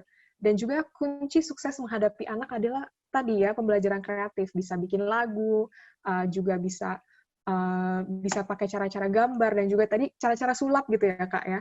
Jadi ada penekanan reaksi antara semua aktor di pendidikan itu. Nah, tadi begitu paparan yang luar biasa dari Kak Seto. Dari paparan dari kedua pembicara kita tadi, Kak Nadira dan Kak Seto sudah mendatangkan banyak sekali pertanyaan, di mana sekarang kita akan membuka sesi Q&A. Pertama-tama tadi ada pertanyaan dari Salsabila Nur nih, yang dapat votes paling besar, di mana dia menanyakan, mengapa Indonesia memakai kurikulum yang mewajibkan seluruh muridnya mempelajari 14 mata pelajaran dibandingkan dengan mata pelajaran pilihan muridnya saja. Nah, ini mungkin pertanyaannya bisa dibahas oleh Kak Nadira dan juga Kak Seto. Mengapa sih kita harus ada 14 mata pelajaran ini? Kenapa anak-anaknya nggak bisa milih mata pelajaran sendiri saja? Seperti itu. Mungkin Kak Nadira dulu. Oke, thank you Kristella. Tadi Mbak Salsabila yang nanya ya namanya. Ya, jadi ini benar, Kak. Pertanyaan yang bagus banget. Ini memang udah jadi concern dari lama. Kita salah satu dari sedikit negara yang masih menerapkan kurikulum yang seperti itu. Jadi dari dulu banget itu masih terus diterapkan harus belajar matematika, IPA, IPS, semuanya dari SD sampai SMA. Walaupun SMA udah ada penjurusan IPA dan IPS. Ini memang jadi salah satu problem kalau di dunia pendidikan karena beberapa negara maju itu tidak menerapkan yang seperti itu lagi. Jadi emang kalau misalnya mau jadi dokter atau mau fokus di engineering, itu sudah difokuskan dari awal kalau kita bisa milih nih pelajaran apa aja yang kita mau waktu di SMA dan juga waktu di SMP. Dan begitu juga waktu di universitas, kalau misalnya emang udah fokus ke dokter, gak perlu lagi tuh semester 1 tetap belajar fisika, kimia, dan lain-lain, karena udah sangat penjurusan yang spesifik. Nah, sebenarnya itu salah satu digadangkan juga oleh Merdeka Belajarnya Pak Nadiem. Jadi untuk kedepannya, untuk masa yang akan datang, itu goalnya emang pengen kita nggak perlu belajar small chunks dari semua mata pelajaran, tapi tetap difokusin satu aja. Yang idealnya memang menurut pandangan beberapa negara, itu memang kita difokusin aja, nggak perlu belajar semuanya. Tadi kalau ditanya kenapa, Kenapa sih nggak tahu juga ya alasan pertamanya. Tapi memang itu salah satu hal yang paling konvensional yang semua negara dulu menerapkan. Tapi sedikit demi sedikit mereka udah mengubah. Nah kebetulan dari Indonesia belum bisa tuh diubah secara drastis kayak gitu. Tapi dari program Merdeka Belajar sebenarnya sedikit demi sedikit akan menuju ke tahapan itu. Gitu deh. Oke, terima kasih Kak Nadira. Jawabannya mungkin dari Kak Seto, kira-kira menurut Kak Seto, kenapa masih 14 kurikulum mata pelajaran ini? Iya, itulah. Sering yang terjadi adalah anak untuk kurikulum. Padahal harusnya kurikulum untuk anak. Gitu. Mau jadi apa nanti atau potensinya apa. Ibaratnya di tengah hutan belantara, itu ada kurikulum. Yaitu terbang tinggi, berlari cepat, naik ke atas pohon, dan berenang. Untuk burung elang, wah terbang tinggi hebat sekali. Tapi kalau disuruh berlari cepat ya susah. Untuk seekor kuda, wah berlari cepat hebat. Tapi kalau suruh terbang juga nggak bisa. Nah monyet untuk naik ke atas pohon, wah cepat sekali. Tapi suruh berenang nggak bisa. Lalu bebek untuk berenang pintar, tapi untuk naik ke atas pohon juga sulit. Gitu. Jadi marilah kita pahami setiap anak itu berbeda. Jadi jangan sampai tadi terlalu banyak seolah-olah pendidikan yang hebat adalah memasukkan, menjejalkan informasi sebanyak-banyaknya. Nah, takutnya mati kutu begitu terjun ke masyarakat, udah mati kutu. Karena dia justru tidak bisa berpikir sesuatu yang sesuai dengan kebutuhannya atau lingkungannya. Saya selalu memberikan perumpamaan ada 5 Rudi yang hebat pada bidang yang saling berbeda. Ada Rudi Habibie, tapi ada Rudi Hartono, ada Rudi Salam, Rudi Khairuddin, dan Rudi Hadiswarno. Ya, Rudi Habibie mungkin matematika, fisika hebat, almarhum Bapak Rudi Habibie. Tapi Rudi Hartono memberikan smash-smash dahsyat untuk bermain bulu tangkis luar biasa sebagai juara dunia. Rudi Salam mungkin aktingnya hebat sebagai bintang film, adiknya Mas Roy Martin atau kakaknya itu. Kemudian Rudi Khairuddin ya pintar meramu resep-resep sehingga menghasilkan makanan yang lezat. Lalu Rudi siapa lagi? Rudi Hadiswarno menata rambut lebih hebat sekali gitu. Jadi kita sering melupakan bahwa masa depan itu bukan dibutuhkan sekedar generalis, tapi super spesialis. Spesialis yang lebih pada bidang-bidang lebih. Jadi pendidikan pun ada pendidikan yang khusus anak usia dini. Pendidikan khusus untuk anak berkebutuhan khusus. Nah, itu kalau semua jadi ini terlalu penuh, akhirnya malah jadi ya pada waktu terjun ke masyarakat kadang dibutuhkan suatu pendekatan-pendekatan atau keahlian khusus ini menjadi tidak tercapai gitu. Jadi mudah-mudahan tadi dengan Mbak Nadira sampaikan tadi, mudah-mudahan dengan merdeka belajar, pemahaman belajar itu ya belajar itu luas sekali. Tapi justru yang paling penting adalah belajar memecahkan masalah hidup, kehidupan yang nyata, termasuk juga merangsang kreativitas. Jangan hanya anak yang pintar bisa menghafal segala macam, perang Diponegoro, perang Padri, perjanjian Giyanti, hafal. Tapi begitu disuruh menceritakan apa yang kamu ketahui tentang Diponegoro, ya hanya perangnya. Beliau wafat di mana, dimakamkan di mana, siapa saja anak buah beliau, perangnya bagaimana waktu itu, dengan cara seperti apa. Ini yang kadang-kadang kurang diperdalam. Jadi itu tadi, mudah-mudahan Merdeka Belajar adalah termasuk merdeka di dalam menguasai materi yang nanti akan dipraktekkan dalam hidupnya sebagai individu dengan keahlian-keahlian yang khusus masing-masing. Begitu.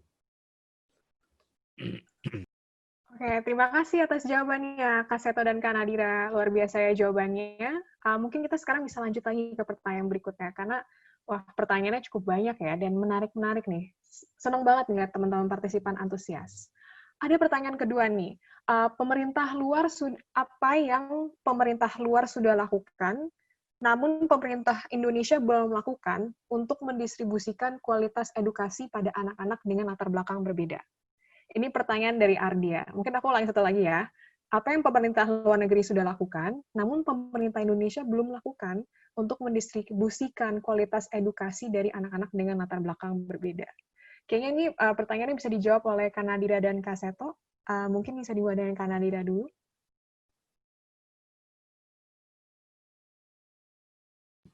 Iya, aku dulu ya. Jadi tadi untuk pemerataan kualitas guru ya, Kristela berarti. Sorry, masih di mute. Iya, pemerataan edukasi, Kak, untuk anak-anak yang latar belakangnya berbeda. Apa yang belum dilakukan oleh pemerintah Indonesia? Itu.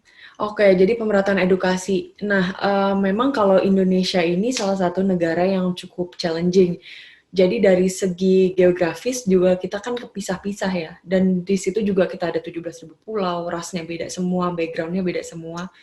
Memang Indonesia itu salah satu negara yang gap pendidikannya tuh tinggi banget gitu. Jadi kalau di Jakarta kita bisa lihat orang yang pendidikannya sampai S2, sampai S3 itu cukup banyak, nggak sulit ditemui. Tapi kalau kita lebih ke timur sedikit, ke NTT, ke Sumbawa, Sumba, itu semua masih untuk menempuh SD dan SMP aja masih susah gitu. Dan ini salah satu challenge dari negara kita, terlalu beragam background semua orang. Nah, memang kalau untuk dibandingkan misalnya sama negara maju kayak Amerika yang pendidikannya sudah relatif lebih merata, itu kita nggak bisa apple to apple karena resource-nya beda, SDM-nya juga beda. Kita aja sekarang gurunya itu masih cuma 40.000. Ini kalau aku nggak salah ya, ada 40.000 guru dan itu pun cuma congested di Jakarta atau di kota-kota besar, sementara nggak tersebar ke yang lain-lainnya juga. Terus kalau kita lihat India, itu kualifikasi guru adalah minimal S2. Sementara kalau di Indonesia, ini bukan kita mau mendiskualifikasi guru ya, tapi memang tidak ada standar khusus untuk guru itu bisa mengajar. Dan guru bukan jadi profesi yang prioritas orang. Biasanya udah sedikit banget deh orang yang emang passionnya mau jadi guru. Biasanya justru nggak dapat di pekerjaan lain, akhirnya menjadi guru. Dan memang kita juga memandang guru tidak tinggi yang seharusnya gitu, padahal jasanya sangat tinggi sekali. Nah, memang challenge paling awal menurut aku adalah gimana sih caranya untuk bisa menstandardisasi guru. Artinya harus ada kualifikasi yang spesifik, harus ada training yang rutin, sehingga kita bisa memastikan bahwa kualitas guru ini selalu tinggi dan selalu terupdate setiap tahunnya. Terus yang kedua adalah yang Indonesia belum lakukan adalah bagaimana bisa pemerataan guru yang jumlahnya paling enggak jumlahnya dulu deh, jumlahnya serata di setiap negara, di setiap region. Kayak kalau dokter nih, aku kan juga dokter. Kalau dulu kan memang ada permasalahannya itu tidak meratanya tenaga medis. Tapi sekarang kan ada program internship atau ada program PTT di mana dokter ini istilahnya dipaksa lah gitu untuk bisa kesebar ke seluruh area atau seluruh region selama 1 tahun. Kita setelah lulus praktek harus wajib di daerah, nggak boleh di Jakarta doang. Nah, mungkin harus ada program serupa nih di guru-guru, sehingga pada awalnya harus bisa memaksa kalau guru tuh nggak boleh loh cuma aktifnya di kota besar doang, tapi harus juga bisa menyebar ke ke area-area lain. Salah satunya dulu sih dengan program Indonesia Mengajar. Memang bukan guru sebenarnya, tapi lebih ke anak-anak mahasiswa atau orang-orang yang baru lulus, dan mereka punya passion untuk mengajar, dan akhirnya mereka juga willing untuk dikirim ke daerah-daerah. Itu program yang bagus banget, mungkin bisa diterapkan untuk guru yang sebenarnya gitu, untuk mereka bisa willing ditempatkan di daerah-daerah. Jadi kurang lebih 2 itu tadi menurut aku, Kristela. Yang pertama harus ada standarisasi untuk kualitas guru, dan yang kedua harus bisa ada penyebaran atau pemerataan persebaran dari guru itu sendiri di seluruh area di Indonesia. Oke, terima kasih Kak atas jawabannya. Mungkin sekarang Kak Seto, bagaimana menurut Kak Seto nih untuk pemerataan edukasi di Indonesia dengan latar belakang anak-anak yang cukup beragam di negara kita? Iya, artinya memang kita agak sulit membandingkan dengan negara maju ya. Kita juga negara dengan begitu banyak kepulauan, ada daerah 3T terluar, tertinggal dan sebagainya. Gitu. Jadi pemerataan pendidikan memang masih mengalami kendala, kemudian juga kualitasnya, kemudian kesenjangan pendidikan, banyak anak masih putus sekolah, ya. Kemudian juga tadi disampaikan juga oleh Mbak Nadira mengenai kualitas guru, ya, dan sebagainya. Jadi dari 2,9 juta, hampir 3 juta guru yang ada ini tentu saling berbeda, tentu juga masih beberapa masih dengan cara-cara bukan milenial tapi cara kolonial, masih dengan cara kekerasan dan sebagainya. Nah, Tentu ini yang menjadi tantangan baru bagi Mas Menteri dan juga para pemangku kepentingan pendidikan di tanah air. Tetapi itu tadi, kalau kita mengacu pada Undang-Undang Sistem Pendidikan Nasional nomor 20 tahun 2003 tadi kan, jalur pendidikan itu bisa formal, tapi bisa non formal dan bisa informal. Dan kami juga mempraktekkan, kami juga menyelenggarakan kegiatan non formal dan informal dengan nama keren tadi homeschooling ya, tetapi dengan prinsip jemput bola. Jadi kami ada kelas berjalan begitu dengan mobil namanya MKB, mobil kelas berjalan, itu dilengkapi dengan buku-buku dan mungkin juga ada peralatan komputer dan sebagainya untuk internet, dan kemudian kami datang mengunjungi tempat-tempat untuk anak-anak yang termarginalkan tadi. Jadi anak jalanan dan sebagainya. Ternyata dengan sentuhan yang ramah anak dengan melibatkan unsur relawan. Jadi para mahasiswa ternyata banyak yang juga menjadi relawan untuk mengajar. Mungkin dulu pernah Bapak Menteri Pendidikan sebelumnya Pak Anies Baswedan kan ada program guru mengajar tadi ya, di mana para relawan menjadi guru untuk menjangkau anak-anak yang tadi termarginalkan, yang tidak tersentuh pendidikan formal dan sebagainya, ternyata juga mampu dengan ujian paket A untuk SD, paket B untuk SMP, dan paket C untuk SMA. Yang ternyata juga beberapa sudah ada yang lulus, baik SD, SMP maupun SMA. Jadi juga anak-anak yang lain, mungkin terkendala anak yang dibully, akhirnya mogok sekolah. Mungkin anak yang korban perkosaan, akhirnya juga mungkin tidak mau sekolah formal, akhirnya juga sentuhan dengan sistem homeschooling juga bisa melanjutkan pendidikannya. Sampai akhirnya juga bisa mencapai pendidikan tinggi. Jadi banyak kendala pada anak-anak, termasuk anak berkebutuhan khusus, ternyata juga mampu dengan pendekatan sistem non-formal dan informal ini bisa. Jadi ini adalah upaya-upaya yang tentu dilakukan bagi sebuah negara seperti Indonesia, dengan situasi geografis yang berbeda dengan negara-negara lain yang sudah lebih maju tadi. Tapi pendek kata, yang paling penting kita semua tetap optimis, tetap semangat, dan kalau kita betul-betul memberikan perhatian pada guru, saya kira ini salah satu upaya meningkatkan kualitas pendidikan. Karena pada waktu bom Hiroshima meledak, ya, hancur luluh Jepang waktu itu, Kaisar Jepang menanyakan satu hal, berapa guru yang masih hidup? Jadi di tangan guru lah pendidikan akan dipercayakan dan dikembalikan lagi. Terima kasih. Terima kasih Kak Nadira dan Kak Seto. Luar biasa sekali jawabannya, memang di tangan guru ya. Seberapa banyak kita punya tenaga pendidik atau tenaga guru bisa memeratakan pendidikan di Indonesia. Nah, tadi ada banyak nih pertanyaan mengenai karakter building. Sempat dibahas tadi di pemaparan Kak Nadira dan juga pemaparan Kak Seto. Nah, ditanya nih secara spesifik, karakter seperti apa yang menjadi fokus penguatan pendidikan Indonesia di masa kini dan juga di masa mendatang? Seperti itu. Mungkin bisa dimulai dari Kak Nadira dulu. Iya, jadi tadi karakter building ya. Kalau sebenarnya sih untuk karakter yang dibutuhkan, tadi kalau untuk skill yang dibutuhkan di masa abad ke-21 adalah yang tadi aku bilang, yang 4C sebenarnya. Gimana harus bisa komunikasi, harus bisa kolaborasi, harus punya critical thinking, dan juga harus kreatif. Nah, kalau untuk penguatan karakter ini sebenarnya nggak cuma dipelajari dalam formal education. Kayak yang tadi Kak Seto bilang, dalam bentuk pendidikan itu nggak cuma formal, tapi juga ada informal. Nah, karakter-karakter ini sebenarnya lebih banyak dibangun bukan di dalam kelas. Di dalam kelas juga iya, cuma juga bisa didapatkan di luar kelas. Misalnya dari ekskul, kalau untuk anak sekolah, dan juga organisasi, kalau untuk anak-anak di universitas. Dan juga kebanyakan dari karakter itu dibentuk dari environment di dalam rumah. Jadi orang tua sendiri itu perannya sebenarnya lebih besar dari guru dalam hal pembangunan karakter dan juga dalam hal edukasi untuk anak. Kita nggak bisa semuanya mendependkan kepada guru untuk hal akademis maupun karakter, tapi juga orang tua harus bisa mencontohkan karakter apa sih yang harusnya dipunyai oleh anak-anak mereka. Nah, jadi kira-kira itu tadi skill-nya yang dibutuhkan. Dan gimana cara membangunnya? Itu kalau untuk, lagi-lagi saya bahas lagi, untuk yang sekarang di Merdeka Belajar, memang untuk Pak Nadiem itu memfokuskan kalau harus ada character building yang juga dimasukkan di dalam kurikulum. Artinya tadi misalnya kalau untuk di kelas lebih banyak discussion based classes, di mana yang memimpin kelas adalah bukan guru, tapi yang memimpin kelas adalah muridnya.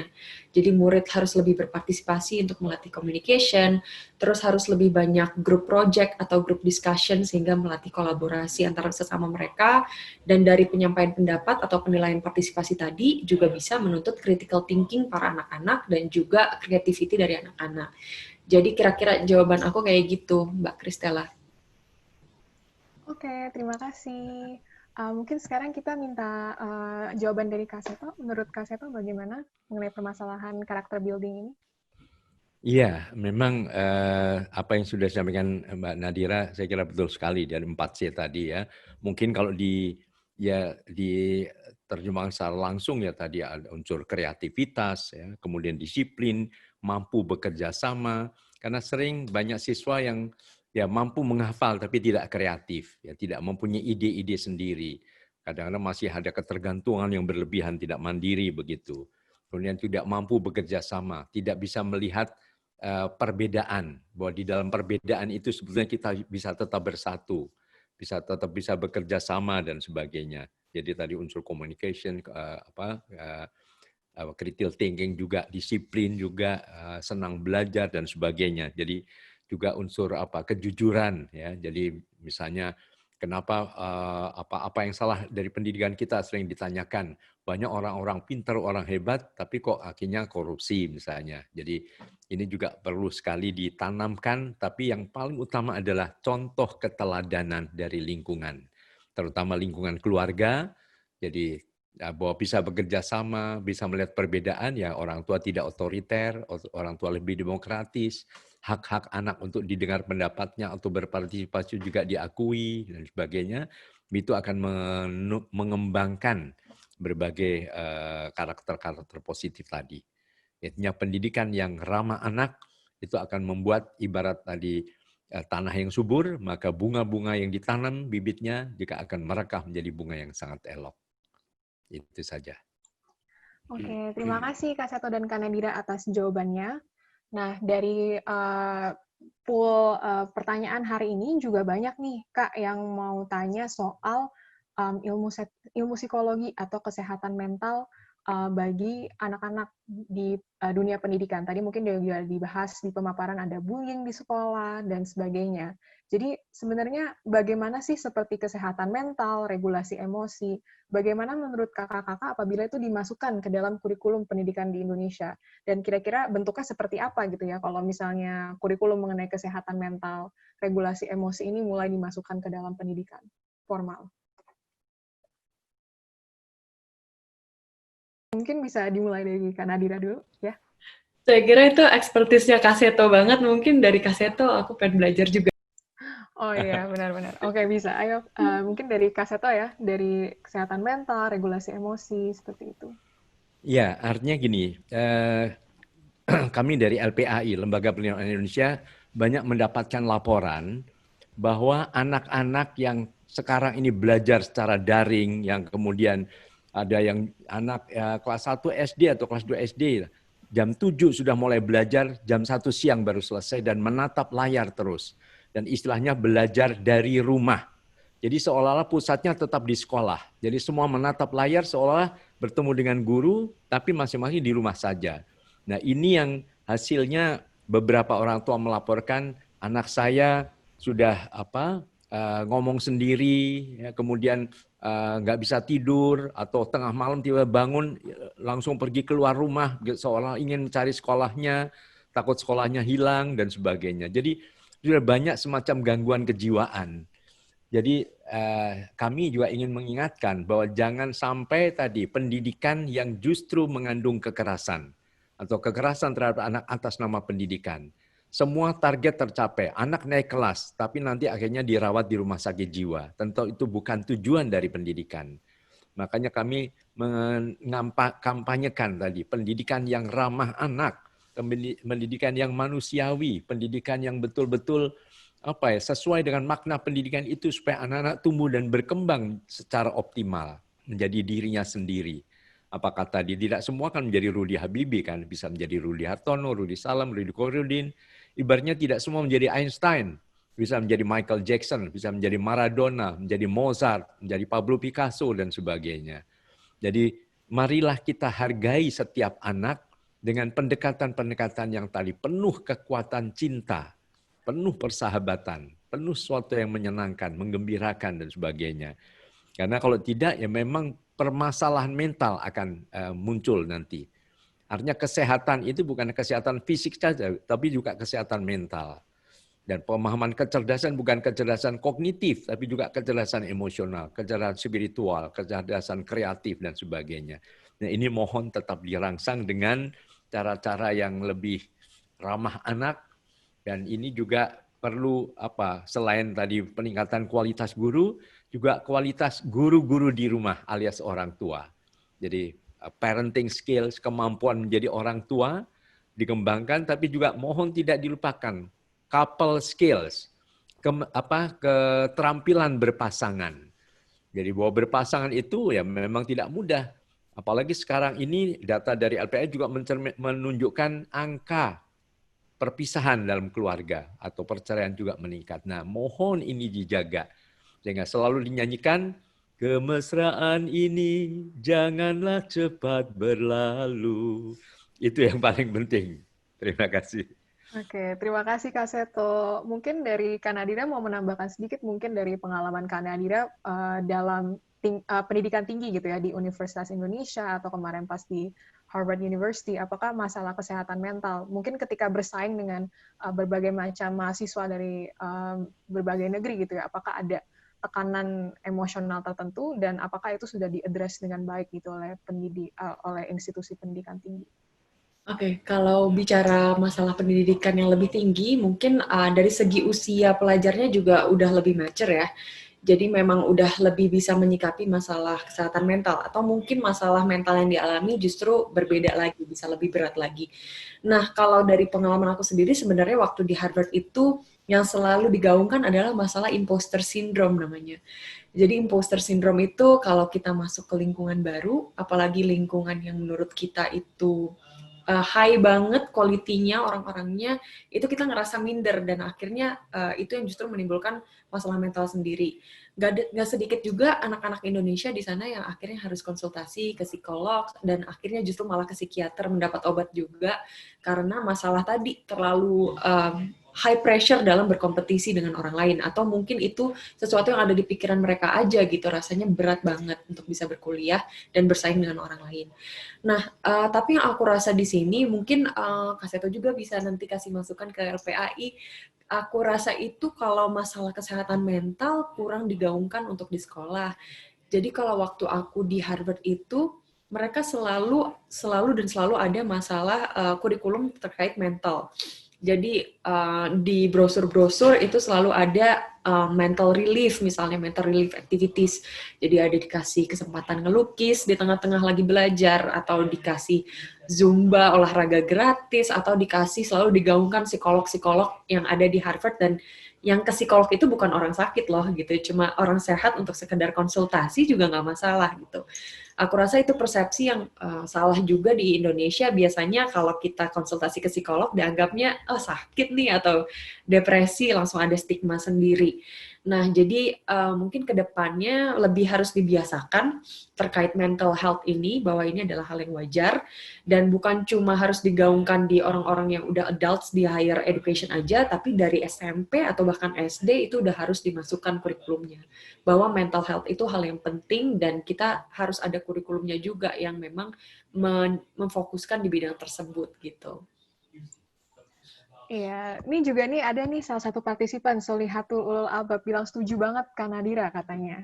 Bahwa memang ya kalau konsultasi ke psikolog tuh kita bukan ternyata kita sakit ya, bisa jadi general check up mengenai kesehatan mental kita, atau misalnya cari mungkin cari informasi ya, bagaimana cara mengatasi stres dan seperti itu ya. Jadi memang stigma-stigma seperti itu sudah mulai harus dihilangkan. Betul. Tadi kita sudah ngobrol banyak nih ya Kak, dari kurikulum, terus dari psikologi mental juga.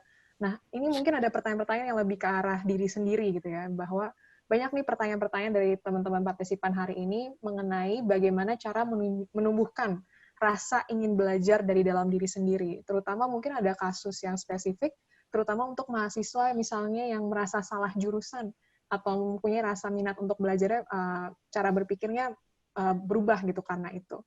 Mungkin bisa dari Kak Seto dulu, bagaimana nih cara meninggikan rasa ingin belajar dari dalam diri sendiri gitu. Tadi kan nih ngomongin lingkungan, kalau dari dalam diri sendiri seperti apa gitu, Kak?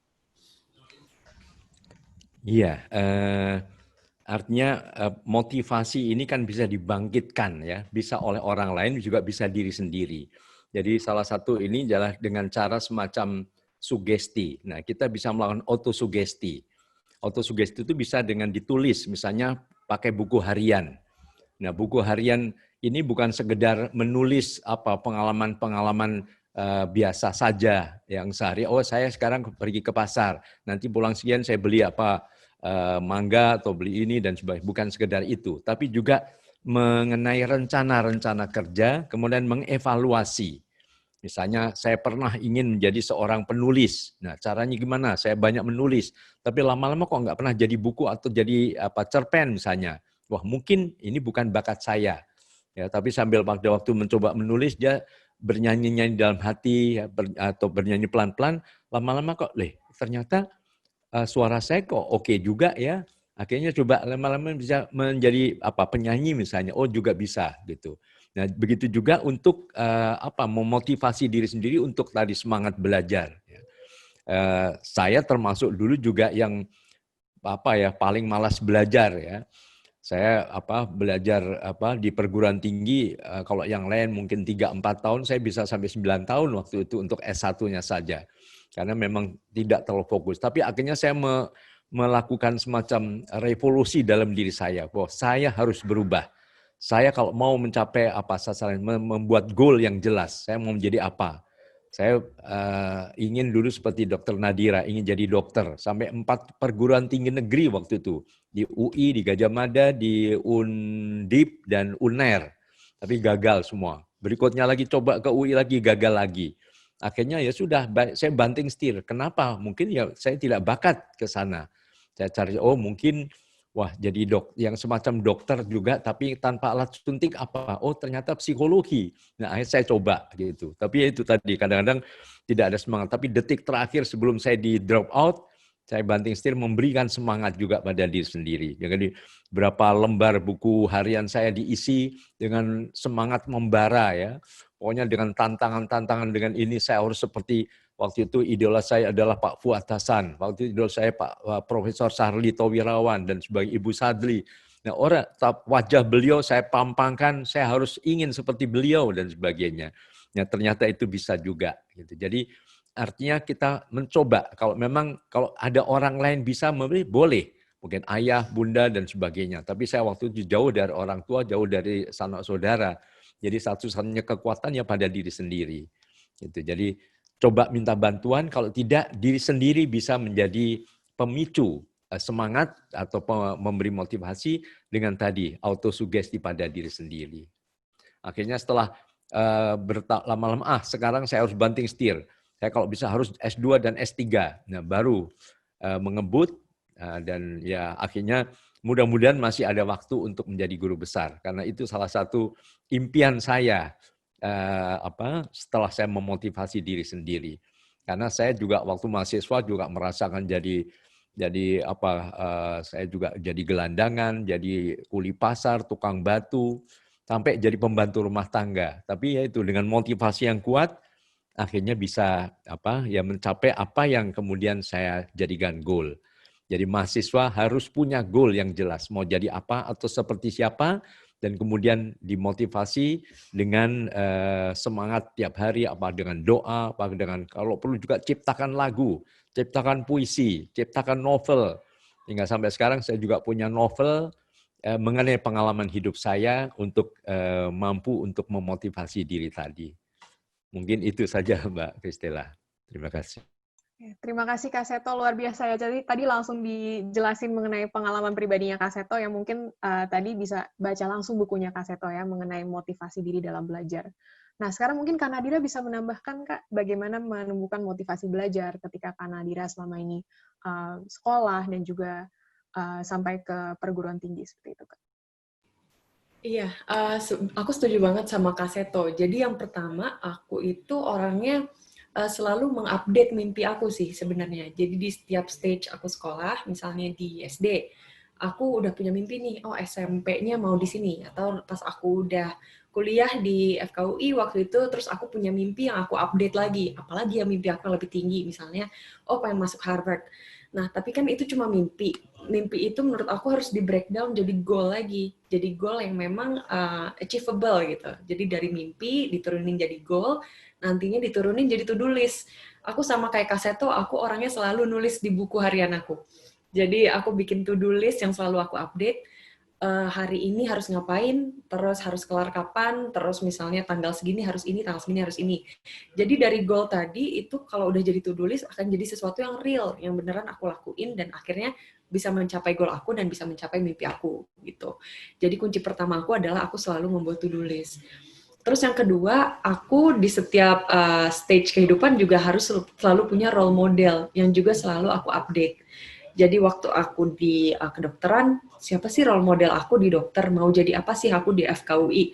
Dari situ aku nggak berhenti-berhenti lihatin profil orangnya, terus aku pelajari apa aja yang dia lakuin di hidupnya dulu, terutama waktu di stage aku sekarang. Jadi aku simply tinggal ngikutin atau justru bisa melakukan hal yang lebih dari orang tersebut. Gitu. Dan juga sama waktu aku udah di Harvard, kira-kira siapa lagi ya role model aku, siapa yang mau aku contoh, dan dengan harapan aku justru malah bisa lebih dari orang itu gitu. Jadi menurut aku penting banget untuk bisa punya mimpi yang di breakdown jadi to-do list, dan yang kedua harus punya role model, dan kedua hal ini harus selalu diupdate supaya kita bisa selalu improve kualitas dirinya. Oke, iya. Terima kasih atas jawaban dari kedua pembicara hari ini. Kita sebenarnya waktunya udah mulai habis nih ya, tapi karena melihat banyak banget nih yang nanya soal pertanyaan ini, mungkin Kak Nadira bisa jelaskan secara singkat apa saja sih yang harus dipersiapkan untuk S2 di luar negeri. Terutama tadi kan Kak Nadira bisa masuk Harvard. Itu kayaknya di setiap webinar temanya apapun selalu ada pertanyaan itu akhirnya. Jadi kalau untuk S2 di luar negeri, sebenarnya yang dipersiapkan, kalau secara dokumen sih udah jelas di website biasanya. Jadi ada personal statement bentuknya essay, ada recommendation letter, CV, ijazah, transkrip akademik, sama TOEFL dan GRE atau GMAT. Untuk detailnya bisa dicari sendiri. Nah, cuma yang selalu aku pengen sampaikan adalah bahwa untuk nyiapin dokumen itu sebenarnya hal yang nggak sulit. Bisa sebulan, 2 bulan itu bisa lengkap dokumen. Tapi yang perlu dipersiapkan adalah story-nya dari dokumen tersebut. Misalnya kita bikin essay nih tentang motivational letter kita. Itu kan untuk kita bisa menulis 500 kata itu butuh pengalaman yang panjang. Misalnya kita udah ngapain aja sih, terus pengalaman apa aja yang udah kita punya, achievement apa aja yang udah kita punya. Itu yang sulitnya. Jadi aku pengen encourage teman-teman kalau untuk mau S2 ke luar negeri, itu jangan siapin mepet-mepet. Kalau aku pribadi waktu itu nyiapinnya 1 tahun. Jadi supaya bisa terus aku revisi, dan story-nya bisa selalu aku update seiring dengan achievement aku nambah atau pengalamanku nambah. Terus yang kedua mungkin untuk persiapannya tentunya cari beasiswa kali ya. Kalau kebanyakan kan mahal untuk di Harvard sendiri biasanya $70.000 per tahun atau sekitar 1, berapa M. Jadi sulit rasanya untuk biaya pribadi. Jadi coba cari-cari info tentang beasiswa juga. Aku sendiri pakai LPDP yang dari Kementerian Keuangan. Terus terakhir siapin mental sama yang udah Kak Seto sampaikan tadi bahwa bukan cuma IQ loh yang butuh, tapi juga harus ada SQ, ada EQ juga. Jadi semuanya harus kita persiapkan baik-baik, jangan cuma konsentrasi di bidang akademiknya aja, tapi secara mental juga harus siap untuk pendidikan lebih tinggi, apalagi kalau adaptasi di lingkungan baru di luar negeri. Oke, thank you Kak Nadira atas jawabannya. Mungkin Kak Nadira juga setahu aku punya YouTube channel ya. Kalau teman-teman mau tahu lebih spesifik mengenai bagaimana cara daftar ke Harvard, bisa langsung ke YouTube channel Kak Nadira nanti ya. Nah, ini untuk closing nih Kak. Kita ingin ada closing statement dari kedua pembicara. Mungkin bisa dimulai dari Kak Seto. Kira-kira apa nih Kak closing statement dari webinar hari ini dari Kak Seto? Iya, saya memang menekankan pada anak-anak. Kalau dulu Bung Karno punya moto, bangsa yang besar adalah bangsa yang menghargai pahlawan-pahlawannya, betul, jangan lupa masa lalu. Kita belajar banyak dari para pahlawan, dari sejarah masa lampau. Tapi saya juga mengingatkan, jangan lupa masa depan. Dan siapa yang menjadi pemimpin bangsa di masa depan, yang menjadi dokternya, yang menjadi perawatnya, yang menjadi polisi, menjadi gubernur, menteri, dan sebagainya, anak-anak sekarang. Jadi saya ingin menambahkan, bangsa yang besar adalah bangsa yang mencintai anak-anak. Berarti mendidik dengan penuh kesungguhan agar anak-anak tumbuh dan berkembang optimal menjadi manusia-manusia unggul di masa depan. Terima kasih. Keren banget, Kak Seto. Oke, terima kasih, Kak Seto. Sekarang mungkin closing statement dari Kak Nadira. Oke, kalau di luar negeri, orang-orang selalu bilang Indonesia adalah negara yang punya potensi. Tapi itu sudah lama, udah 20 tahun, 30 tahun selalu cuma sebagai Indonesia adalah negara yang punya potensi. Nah, sekarang kapan sih akhirnya kita bisa memanfaatkan potensi dan akhirnya bisa menjadi negara yang maju? Sama kayak yang Kak Seto bilang, sebenarnya adalah masa depan bangsa ditentukan oleh generasi-generasi mudanya, yaitu anak-anaknya. Aku senang banget karena sekarang anak muda berpikiran selalu untuk berpendidikan tinggi, tapi kedepannya jangan lupa kalau misalnya udah berpendidikan tinggi, udah keluar negeri, jangan lupa untuk kembali ke negara lagi dan membangun negara untuk bisa jadi negara yang maju seperti negara-negara yang lainnya. Terima kasih Kak Nadira atas closing statement-nya. Dengan kedua closing statement dari pembicara kita, webinar pada hari ini sudah selesai. Dan saya mewakili TSA UI berterima kasih untuk kedua pembicara atas waktunya untuk menginspirasi banyak partisipan pada hari ini. Tadi kalau misalnya aku bilang tadi partisipannya, pendaftarnya menembus 2.150. Jadi terima kasih untuk semua partisipan yang sudah aktif, baik di Zoom, dan juga di YouTube Live sudah tanya-tanya lewat slido.com. Nah, sebelum kita selesai nih, teman-teman, ada titipan dari panitia TSA UI mengenai sertifikat kehadiran pada hari ini. Nanti akan di-share screen bit.ly-nya. Mungkin dari panitia bisa di-share screen link untuk meminta. Nah, ini bisa klik langsung nih di bit.ly /special webinar pendidikan survei. Nanti bisa langsung daftar untuk dapat sertifikatnya di situ. Nah, dari panitia bilang sertifikatnya itu akan muncul sekitar 7 hari, dalam sekitar waktu 7 hari, seperti itu. Mungkin kalau misalnya ada pertanyaan, bisa langsung DM ke Instagram TSA UI kalau misalnya ada pertanyaan mengenai sertifikat ini. Nah, dengan demikian, setelah semua pembelajaran yang kita dapatkan pada hari ini mengenai pendidikan di Indonesia, dan juga masa depan pendidikan kita untuk membangun anak bangsa yang lebih kuat lagi, saya, Kristal Fenisyanti, mohon undur diri. Terima kasih atas pembicara dan juga partisipasi dari semua partisipan. Semoga bisa ketemu lagi di kesempatan berikutnya. Terima kasih. Terima kasih.